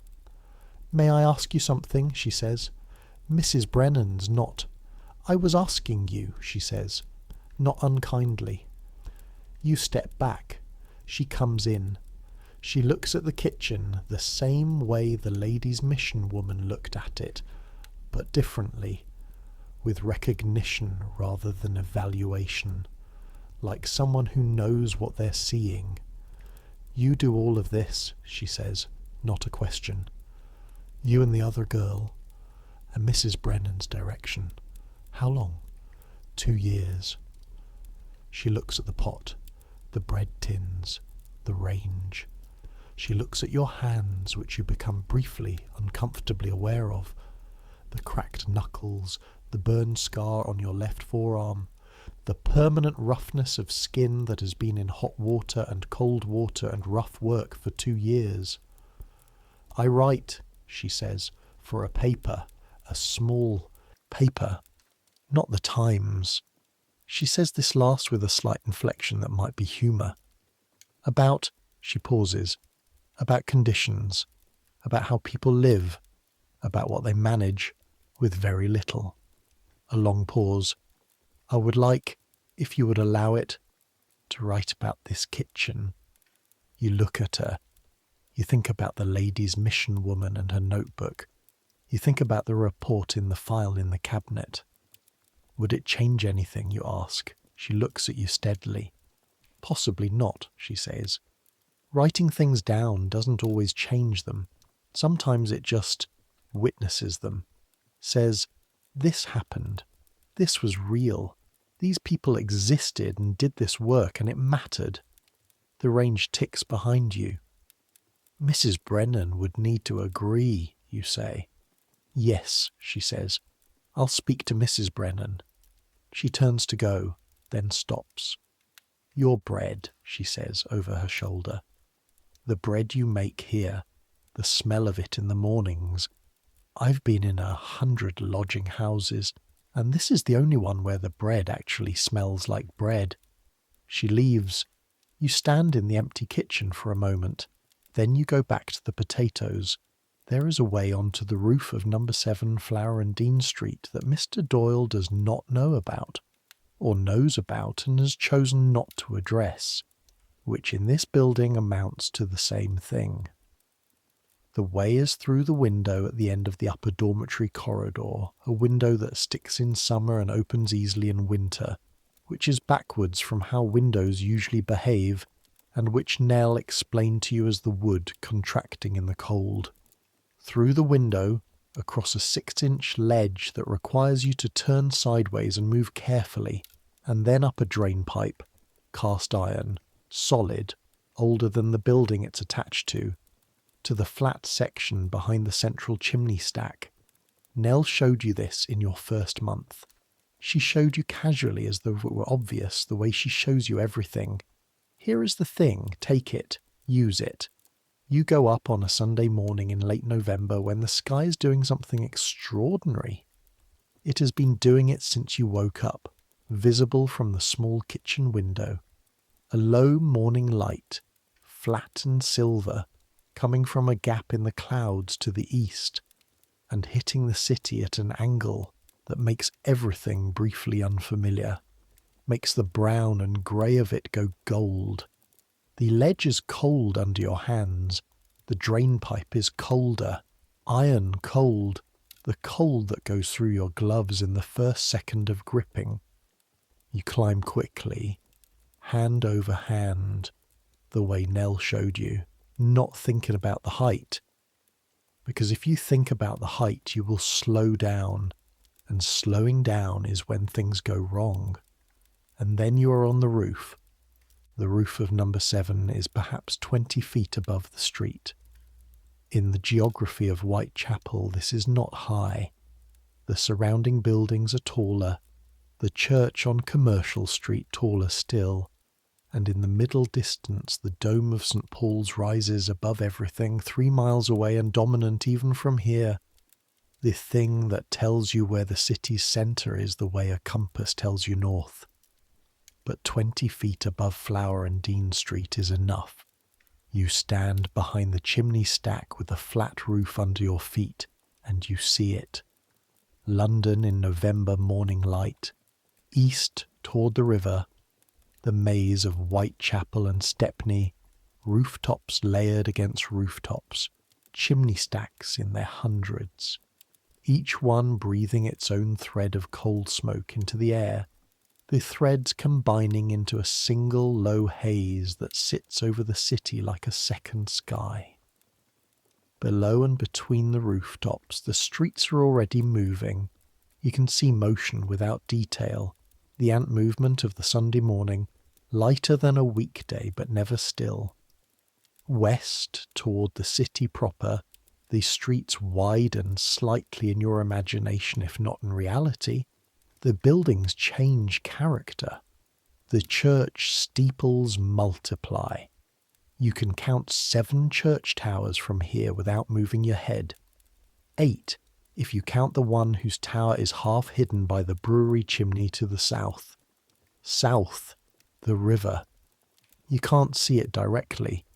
Too many buildings between here and the Thames, but you can identify its presence by the quality of the air coming from that direction, which carries salt and mud, and the particular industrial smell of a waterway that is simultaneously a highway and a sewer, and a place where ships arrive from everywhere on earth and deposit their cargo and their stories, and north, which is the direction you almost never look because north is where you came from, and looking north feels like looking backwards.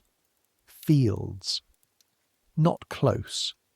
Nothing close to this latitude is fields in 1887. The city has eaten everything for miles. But visible in the far distance above the roofline, a change in the colour of things, a paleness, a suggestion of sky-meeting ground at a level that is not interrupted by buildings. Somewhere up there, 2 hours on a train that you cannot afford to take, the city ends and becomes something else. You know what the something else looks like. You grew up in it, but standing on this roof in November morning light with the chimney stack warm at your back, and the coal smoke smell in your throat and the city's noise rising from every direction, the carts already moving, the bells already ringing, a man somewhere below shouting something you can't make out, you realise with a specific locatable feeling that you're not thinking of it as home. You're thinking of it as elsewhere. The city has done this to you. This is one of the things cities do, and they do it without asking, without announcing it. One day you are a person from somewhere else who is living here temporarily, using the city as a tool, and then some unremarkable Tuesday morning you realise, no, you are a person who lives here. The elsewhere is real, but it is not where you live. The feeling is not quite grief. It is not quite relief. It is something with no name that sits in your chest and watches you think about it and doesn't explain itself. The sun, such as it is, November sun, the low apologetic sun of an English autumn, has moved while you were standing here. The gold angle is gone. The city has returned to its normal colour, which is brown and grey and the dark red of brick, and the smoke from the chimney stacks is no longer threads but a settled ceiling. 460 people are waking up below you. In an hour the kitchen will need you. You take one more slow look, east, west, south, north, and then you go back down the drainpipe, hand over hand, the iron cold against your palms, to the ledge, to the window, to the corridor, to the stairs, to the kitchen. The range is waiting. The day is waiting. Everything is waiting. December arrives with the cold as a physical presence, not the polite cold of October, which made your fingers stiff and required an extra layer under your kitchen dress. December coal is something else entirely. It presses through the walls of number 7, through the single-pane windows with their warped frames, through the gap under the back door, through the flagstone floor that has been cold all year but is now actively hostile. The water in the yard barrel freezes for the first time on the 3rd of December. You know the date because it is a Tuesday, and Tuesdays are Bones Day, and you went to the yard for the barrow to go to the market, and the barrow's wheel had frozen to the ground, and you had to kick it free, and this is the kind of detail that fixes a date in your memory. The first frozen barrel, December 3rd, 1887. The range, which in October you cursed for the way it pressed heat into every corner of the kitchen, becomes in December a point of genuine gratitude. You are never grateful in a small way for the range in winter. You're grateful in the large, specific, slightly embarrassing way that you might be grateful for a person who saved you from something. The range saves you from December every day. The pallet behind it is never warmer than in this season. You sleep curved against the heat with the blanket over your head, and there are mornings when you lie there for 3 full minutes in the dark, just feeling warmth against your spine before you make yourself get up. 3 minutes. That is your luxury. Then the coal scuttle, then the fire, then the bread, then the porridge, then the service. Then it starts again. The cold changes the kitchen's work in specific ways. fat congeals faster.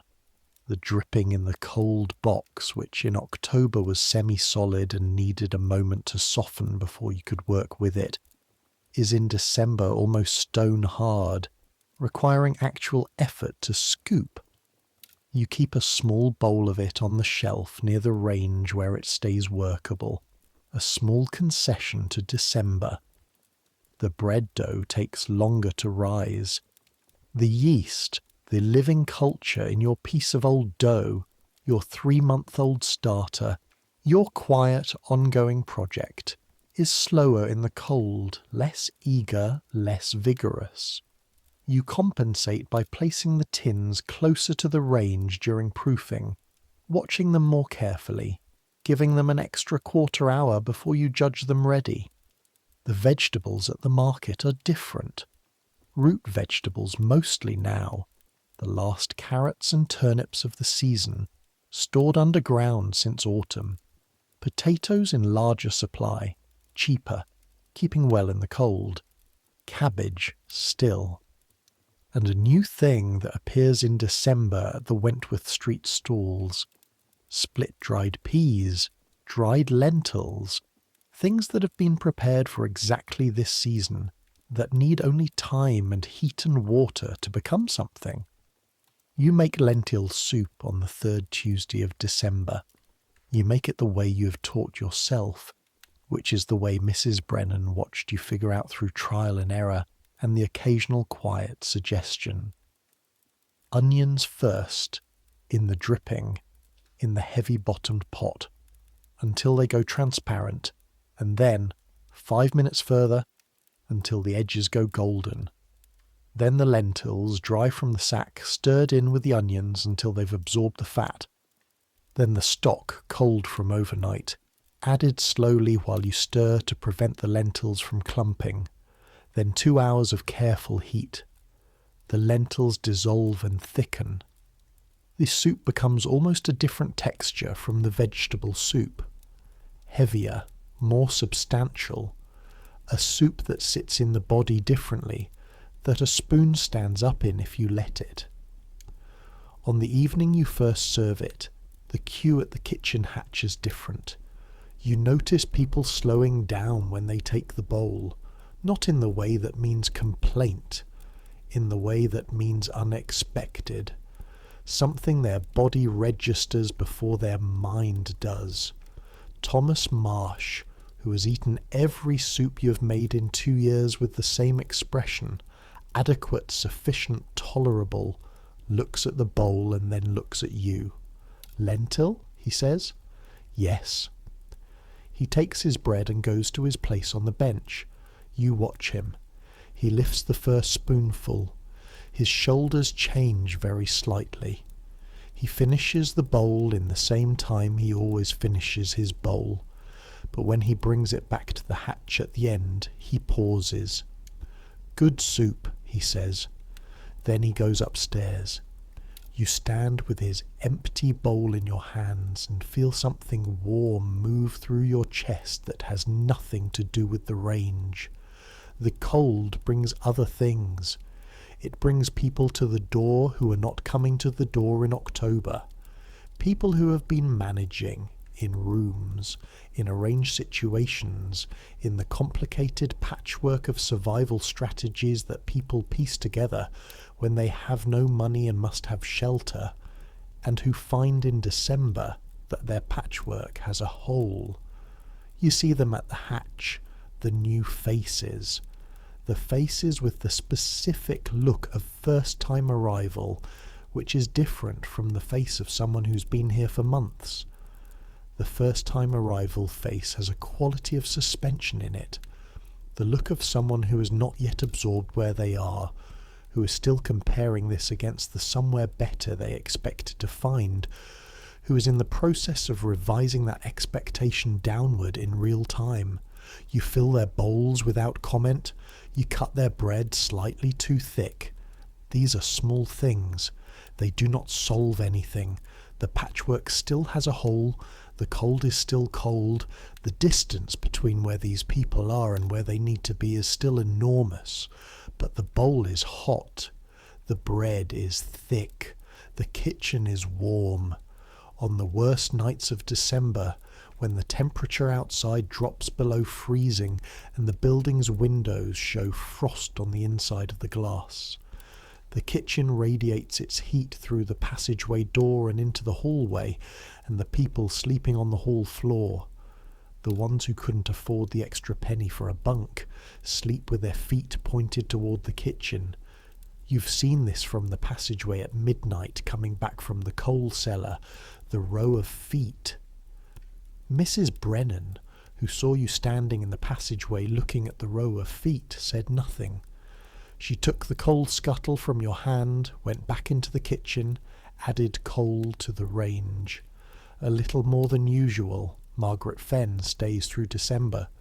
She writes in the early afternoon, sitting at the small table in the corner of the front room where the lodgers gather when the dormitories are cold, which they always are in December.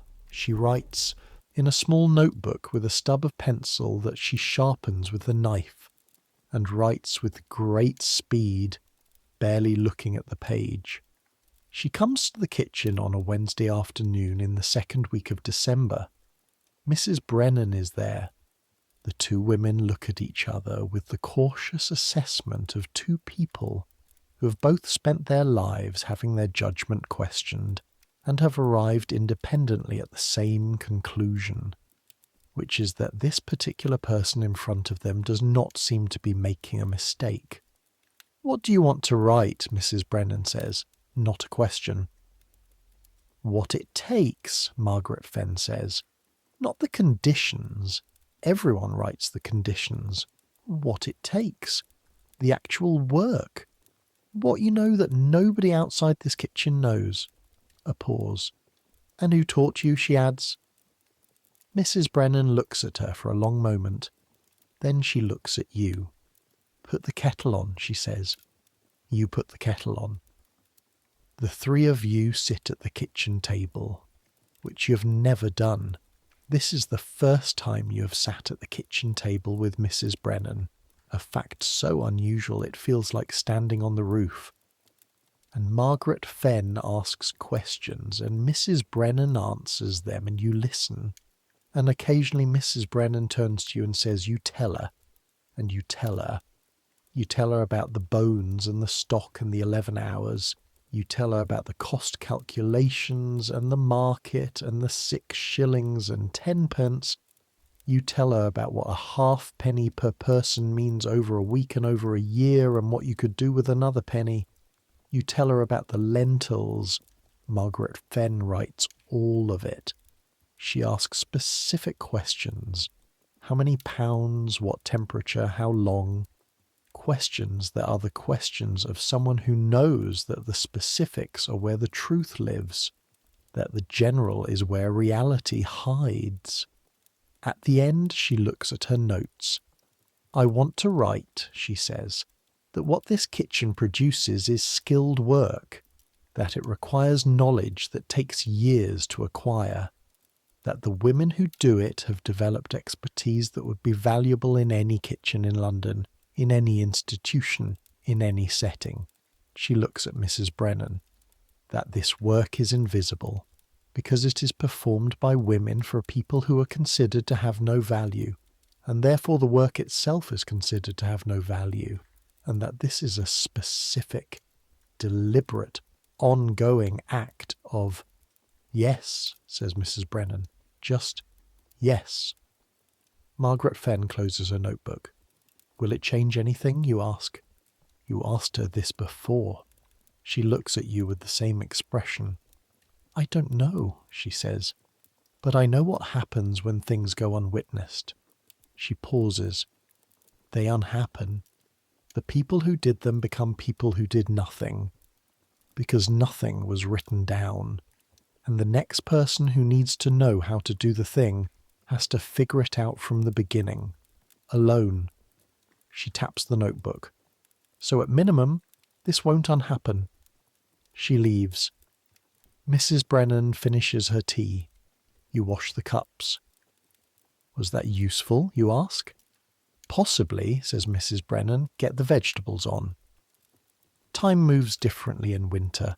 In autumn, the days have a clear structure. The dark before dawn, the brightening, the full day, the darkening, the dark again. In winter, the middle section compresses. The light never fully arrives. The kitchen windows go from dark to grey dark, and by 4 o'clock the grey has caved back into dark, and you have been working in lamplight since 3. The gas lamp in the kitchen is the building's one real concession to the modern world. The dormitories have candles. The hallways have candles. The kitchen has a gas jet on the wall that Mr. Doyle pays for because Mrs. Brennan told him once, with the specific quality of Mrs. Brennan's telling, that she could not be responsible for what happened to food preparation performed by lamplight, and if he preferred to use candles, she would be happy to discuss it with the inspector at his next visit. Mr. Doyle paid for the gas. Under the gas lamp's pale yellow light, through January and into February, the kitchen proceeds. January brings a new boy to help with the coal and the heavy lifting, a boy named Jack, 14, from somewhere north, who is strong and willing and has an almost total absence of useful kitchen knowledge that you and Nell spend the first 2 weeks correcting. He learns. He's quick to learn, and he lifts the coal without complaint, and he figures out the soft stair on the second day and steps around it without being told. February brings the death of Thomas Marsh. He does not die dramatically. He does not die in the kitchen. He dies upstairs, in his bunk, on a Tuesday night.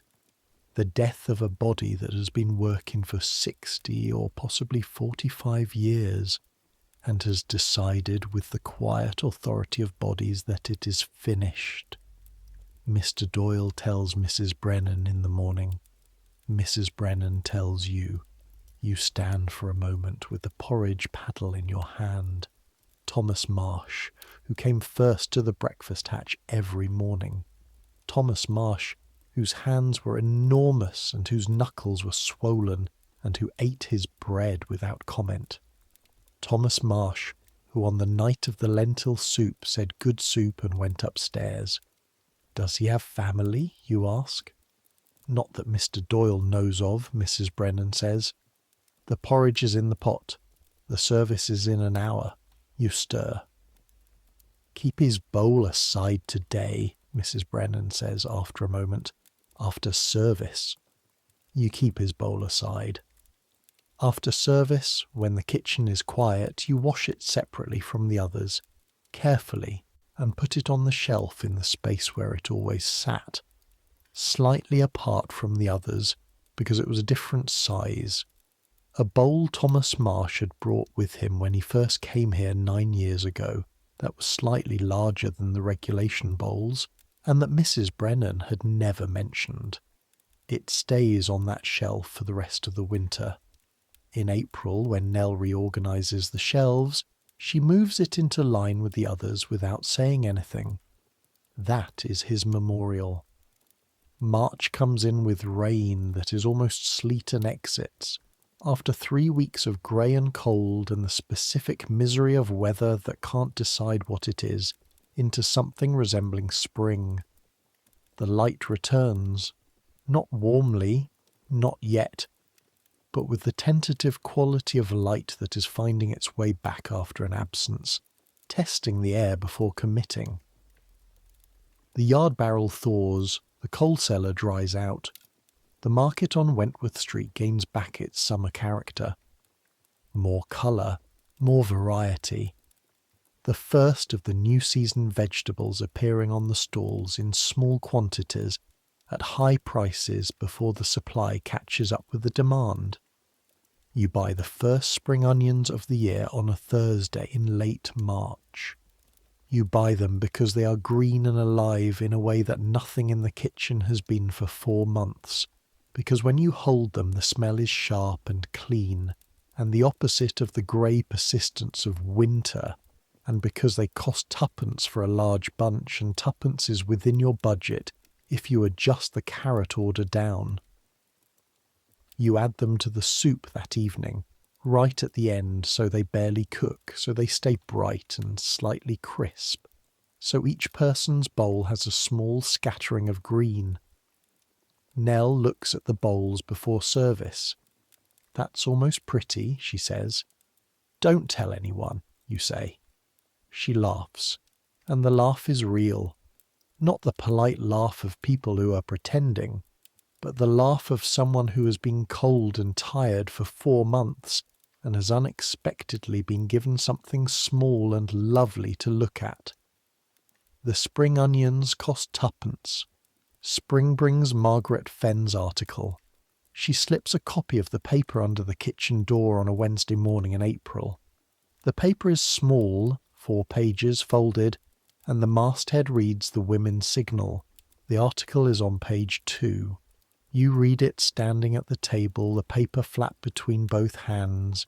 It is about the kitchen. It is about Mrs. Brennan.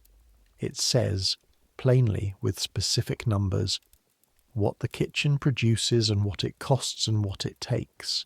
It says that the women who run lodging house kitchens possess knowledge that is nowhere documented and nowhere taught, knowledge accumulated through practice and passed from woman to woman in the most informal possible way.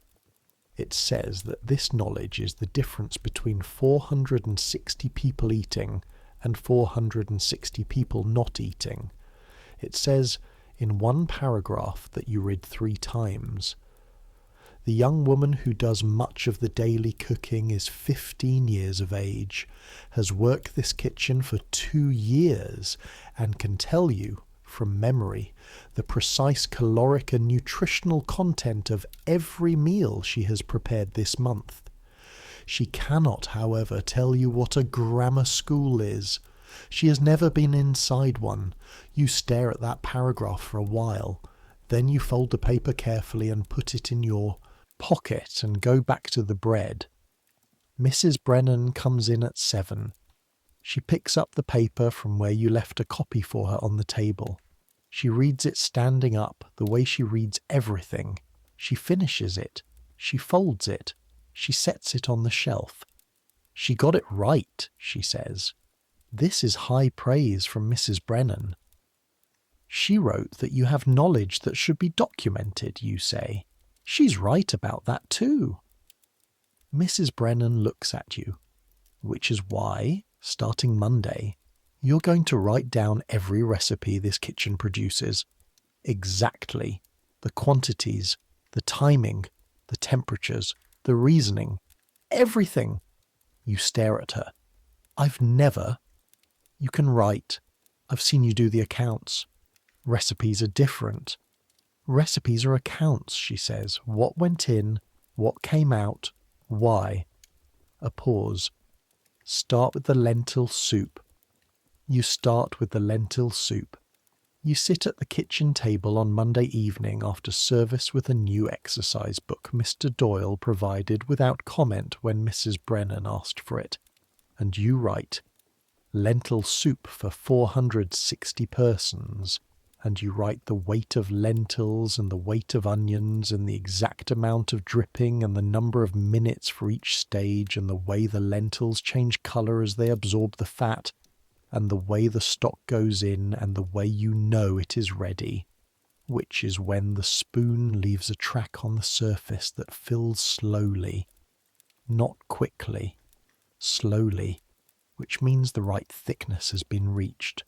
You write, "The soup is ready when it speaks slowly." You look at this sentence, you cross it out, then you uncross it, because it is accurate, because that is exactly what it is, and accuracy is what you're trying to achieve. The recipe takes an hour to write. When you're finished, you sit back and look at it, and feel the strange vertiginous sensation of something that existed only in your hands suddenly existing outside of them, made visible, made transferable. This is what I know. This is how I know it. This is what you do. The knowledge no longer lives only in you. If you disappeared tomorrow, walked out the back door and never came back, A person reading this exercise book would be able to make the lentil soup. You don't know why this matters as much as it does, but it matters. It sits in your chest with a weight that is also a kind of lightness, the feeling of something set down that you didn't know you were carrying. Summer comes with heat that the winter version of you would have laughed at for calling unbearable. You call it unbearable anyway. The kitchen in July is a place where the air itself seems to be a substance, dense and weighted, pressing against your face when you open the range door.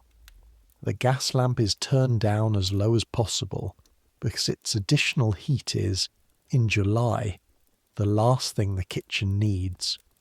The window above the draining board is opened as far as it will go, which is not far, the frame swollen in the heat, and the back door is kept open onto the yard during the hours when the yard is slightly cooler than the kitchen, which is approximately between 10 at night and 6 in the morning.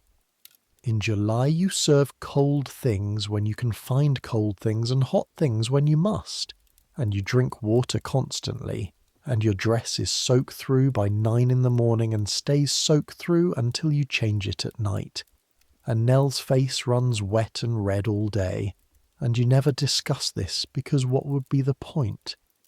But something else has changed with the summer, and it is not about the heat. It is about the exercise book. There are 6 of them now. 6 exercise books in the back of the cold box shelf, wrapped in oilcloth, containing, between them, everything this kitchen knows. Every soup, every porridge variation, every bread technique. The trick with the stock and the onions, the way to make something from nothing, which is the kitchen's deepest and most important skill. You take the thing that is almost nothing, the bones, the peelings, the stale ends, the reduced vegetables, and you turn it, through time and heat and attention, into something that a person's body needs. You've been writing in them for 4 months. Mrs. Brennan reads them once a week, on Saturday afternoons when the week's work is finishing. She makes corrections in her own handwriting, a smaller, more precise hand than yours, and asks questions that force you to go deeper. Why does the bread proof better near the left side of the range in winter? You go back and observe. You go back and write. The left side oven runs hot, which warms the air in the corner slightly even through the range's exterior. The yeast responds to this ambient warmth. Proof the tins here in cold months. Rear of the table in warm months where the ambient temperature is more even. She reads this, nods, writes in the margin, correct. That single word, her handwriting, in the margin. You keep it. In August, a woman you don't know appears at the back door of the kitchen on a Sunday afternoon. She's perhaps 30. She wears a clean dress and an expression of careful neutrality that you have begun to recognize as the expression people wear when they need something and are not sure of the reception. I was told, she says, that you might help. Come in, you say. She comes in. She looks at the kitchen. She looks at you. Something in her expression shifts, recalibrates. I've been offered a position, she says, running the kitchen of a lodging house on Stepney Green. They want someone who can manage a kitchen of, she pauses, 200 persons, daily. She looks at the pots. I have some experience, but not at this scale. You wait. I was told, she says and pauses again. Who told you, you ask? A woman called Margaret Fenn. She said you had written down the exercise books. You look at her. You look at the shelf where the oilcloth-wrapped books sit. Mrs. Brennan is not here. It is Sunday. She's in her rooms 2 streets away, doing whatever Mrs. Brennan does on Sundays, which you have never asked about, and she has never offered. You take down the first exercise book. You unwrap it. You open it to the stock section. Sit down, you say. You spend 2 hours with the woman from Stepney Green. Her name is Florence. She has run smaller operations, 20, 30 people. And she's not incompetent. You can see this in the questions she asks, which are specific questions rather than general ones. She wants to know about scaling. She wants to know about managing coal supply for a range she hasn't seen yet. She wants to know about the market, which markets, which sellers, what to watch for. You tell her. From the books and from your own head, which are increasingly the same thing. She takes notes. She asks follow-up questions. When she doesn't understand something, you explain it a different way, the way Mrs. Brennan does. Not repeating, not simplifying, but coming at the same fact from a different angle until the angle lands. At the end of 2 hours, she stands and shakes your hand. Shakes your hand, the way you would shake the hand of a tradesperson or a colleague. Thank you, she says. Not the way people usually say thank you in this building. Not the courtesy thank you or the survival thank you. The professional thank you. Colleague to colleague. Good luck, you say. After she leaves, you sit at the kitchen table for a moment with the exercise book open in front of you. Then you write an entry at the back. Scaling for larger operations, what changes and what doesn't. Because you learned something in those 2 hours too, in the act of explaining. You learned what you know so well you don't know you know it, until someone asks you about it from outside. And those are the things most worth writing down, because they are the things that disappear first when knowledge is passed imperfectly. By October of 1888, you have been in the kitchen for 3 years. 3 years is a different thing from 2. 2 years is the period of learning, the period of acquiring, the period of falling into bed and feeling the day's work pooled in your muscles like water in a low place. 2 years is absorbing. 3 years is something beginning to consolidate. 3 years is the point at which the thing you've absorbed starts to become part of the structure of you, rather than something sitting on top of you. The knowledge is no longer something you access. It is something you are. You feel it in the kitchen's smallest moments. The moment you taste the stock at 9 in the morning and know, without calculation, whether it needs more time or whether it is ready.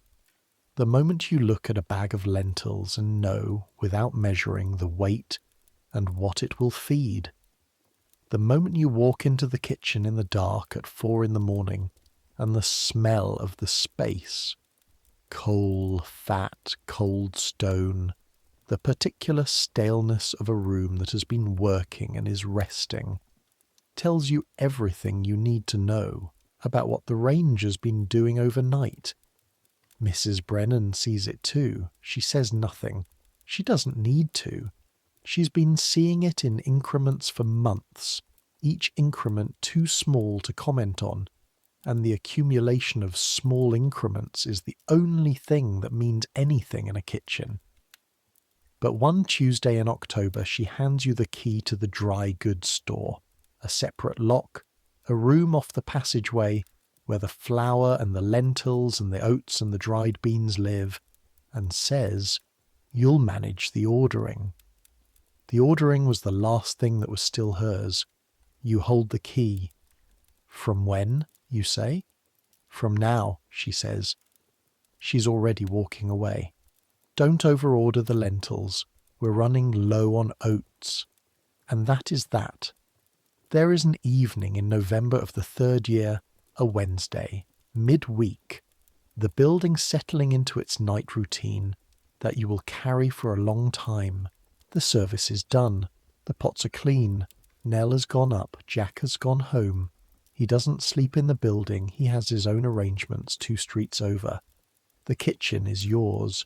You have the accounts book open and the exercise books, and you're going through the week's food costs with the methodical attention you have developed over 3 years, which is the attention of someone who knows that every penny is accounted for against a fixed income, and that the kitchen's ability to keep feeding people depends on this accounting being accurate. You have spent 5 shillings and 4 pence. The budget was 6 shillings and 10 pence. You are 6 pence under budget. You write this in the accounts column, add it up, check the sum twice. Yes, 6 pence under. This happened because the lentils were cheaper this week. A new supplier, a man Nell found at the market who imports them directly and sells them at a lower price than the stall on Wentworth Street. You have noted his name and his pitch location. You will use him again. 6 pence under is 6 pence to carry forward. 6 pence is 3 extra pounds of oats. 6 pence is a small jar of something, pepper, dried herbs, the faded tin of mustard powder you've been rationing since September, that makes the food taste different in a way that costs almost nothing and matters more than its cost. You close the accounts book. You sit for a moment in the kitchen's quiet. The range breathes. The gas jet makes its small hiss. Somewhere above you the building does its nightly work of settling and sighing. The floorboards, the plumbing that Mr. Doyle had installed in 1882, and which has been expressing its opinion of the installation ever since. You're not the same person who arrived here 3 years ago. The person who arrived here 3 years ago understood hunger from the inside and nothing else. She knew the price of a penny bed, and the angle of a rope sleep, and the particular quality of cold that comes when the fire in a common room goes out at midnight, and you have nowhere warmer to be. You still know all of that. You carry all of that. But now you also know this, the inside of a pot after 11 hours of stock, the way a bread dough should feel under your hands when it's been worked exactly enough, the sound the range makes at full heat, the weight of the coal scuttle and the soft stare and the 8 stars visible from the yard on a clear night. You know Mrs. Brennan, who taught you without teaching you, who showed you without showing you, who knew from some early point that the way to teach was to do and let you watch, and then give you the thing and step back. You know Nell, whose arms work in steady circles, who keeps the scratch calendar, who found the Stepney Green woman, who sits beside you on the back step on quiet afternoons and says nothing. You know Thomas Marsh's bowl on the shelf. You know what a kitchen can do. You know what a kitchen is. Close the accounts book. You'll leave it on the shelf, in its place. Nell will see it in the morning and know the week is balanced, and will feel what you feel when the week balances, which is a small, uncomplicated satisfaction. Blow out the gas jet. Careful. Turn it all the way down before you put your face near it. The way Mrs. Brennan showed you on the first day, not with a puff, but with a slow lowering of the flame. The jet ticks and dims and goes out. The kitchen settles into the orange glow of the banked range. This is the light you know best, the light you've been living in for 3 years, the light that is always here at the day's beginning and the day's end, the light that makes the kitchen look the same whether it's 4 in the morning or 11 at night. The brown walls and the scarred table, and the stacked tin bowls, and the shelf where Mrs. Brennan's corrections wait in their oilcloth, and the cold box with the key on the ribbon around your neck. Your pallet is behind the range. You go to it. Lie down. You don't undress completely. It's November, and the kitchen is warm but not that warm. You take off your boots and your apron, and you lie on your side with your knees bent in the space between the range and the wall, and you pull the blanket over your shoulder. The straw has been restuffed. You did it last week. Jack, hauling the new straw from the cellar, you shaken it into the sack, the smell of it clean and dry and vaguely agricultural, a smell from somewhere else, somewhere with fields. The range is against your back. Your body releases itself. This happens in increments. The shoulders first, which have been elevated slightly all day, not high but slightly, carrying the low tension of readiness, and now they drop. Then the hands, which have been doing things all day and which now lie open against the blanket, the cracked knuckles and the burn scar and the callus on your right palm, all of it resting. Then your back, the long muscle that runs from your shoulder blades to your hips, the muscle that complains every afternoon, that presses into the solid edge of its complaint by 5 o'clock and holds it there until you lie down.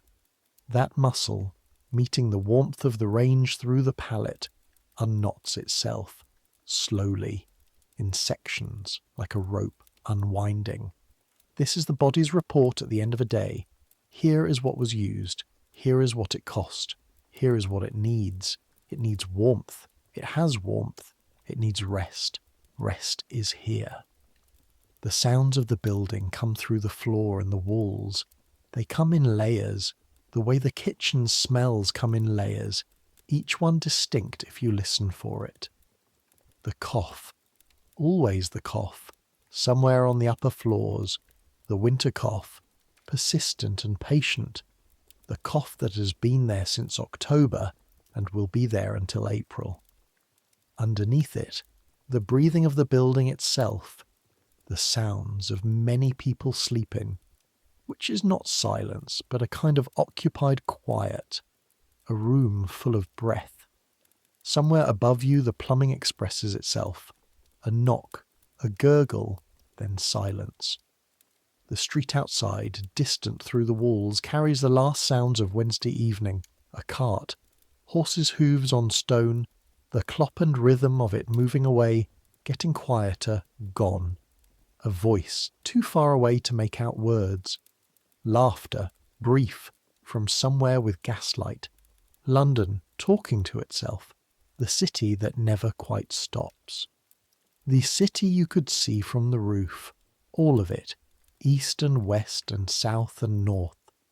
The chimney smoke and the church towers and the river you can't see but can smell.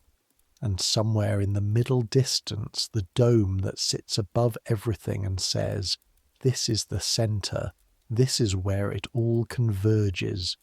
You've been part of this for 3 years. Tomorrow you will be part of it again. But that is tomorrow. Right now, the range against your spine is the whole world. The warmth is steady and even, and asking nothing.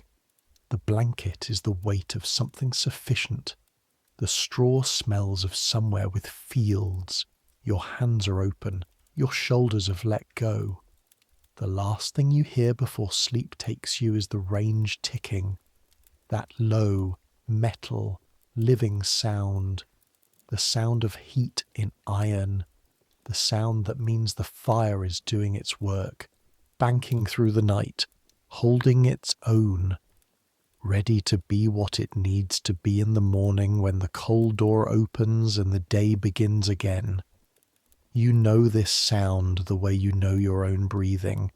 You trust it the way you trust your own hands. The kitchen holds you while you sleep. Not gently. Nothing about this place is gentle. The floor is stone and the ceiling is brown and the table is scarred with 30 years of knives, and the walls carry the residue of 100,000 meals. This is not a soft place. It was never a soft place. But it is yours. You built something here. You built it out of bones and water and careful fire and a piece of old dough you've been keeping alive for 3 years.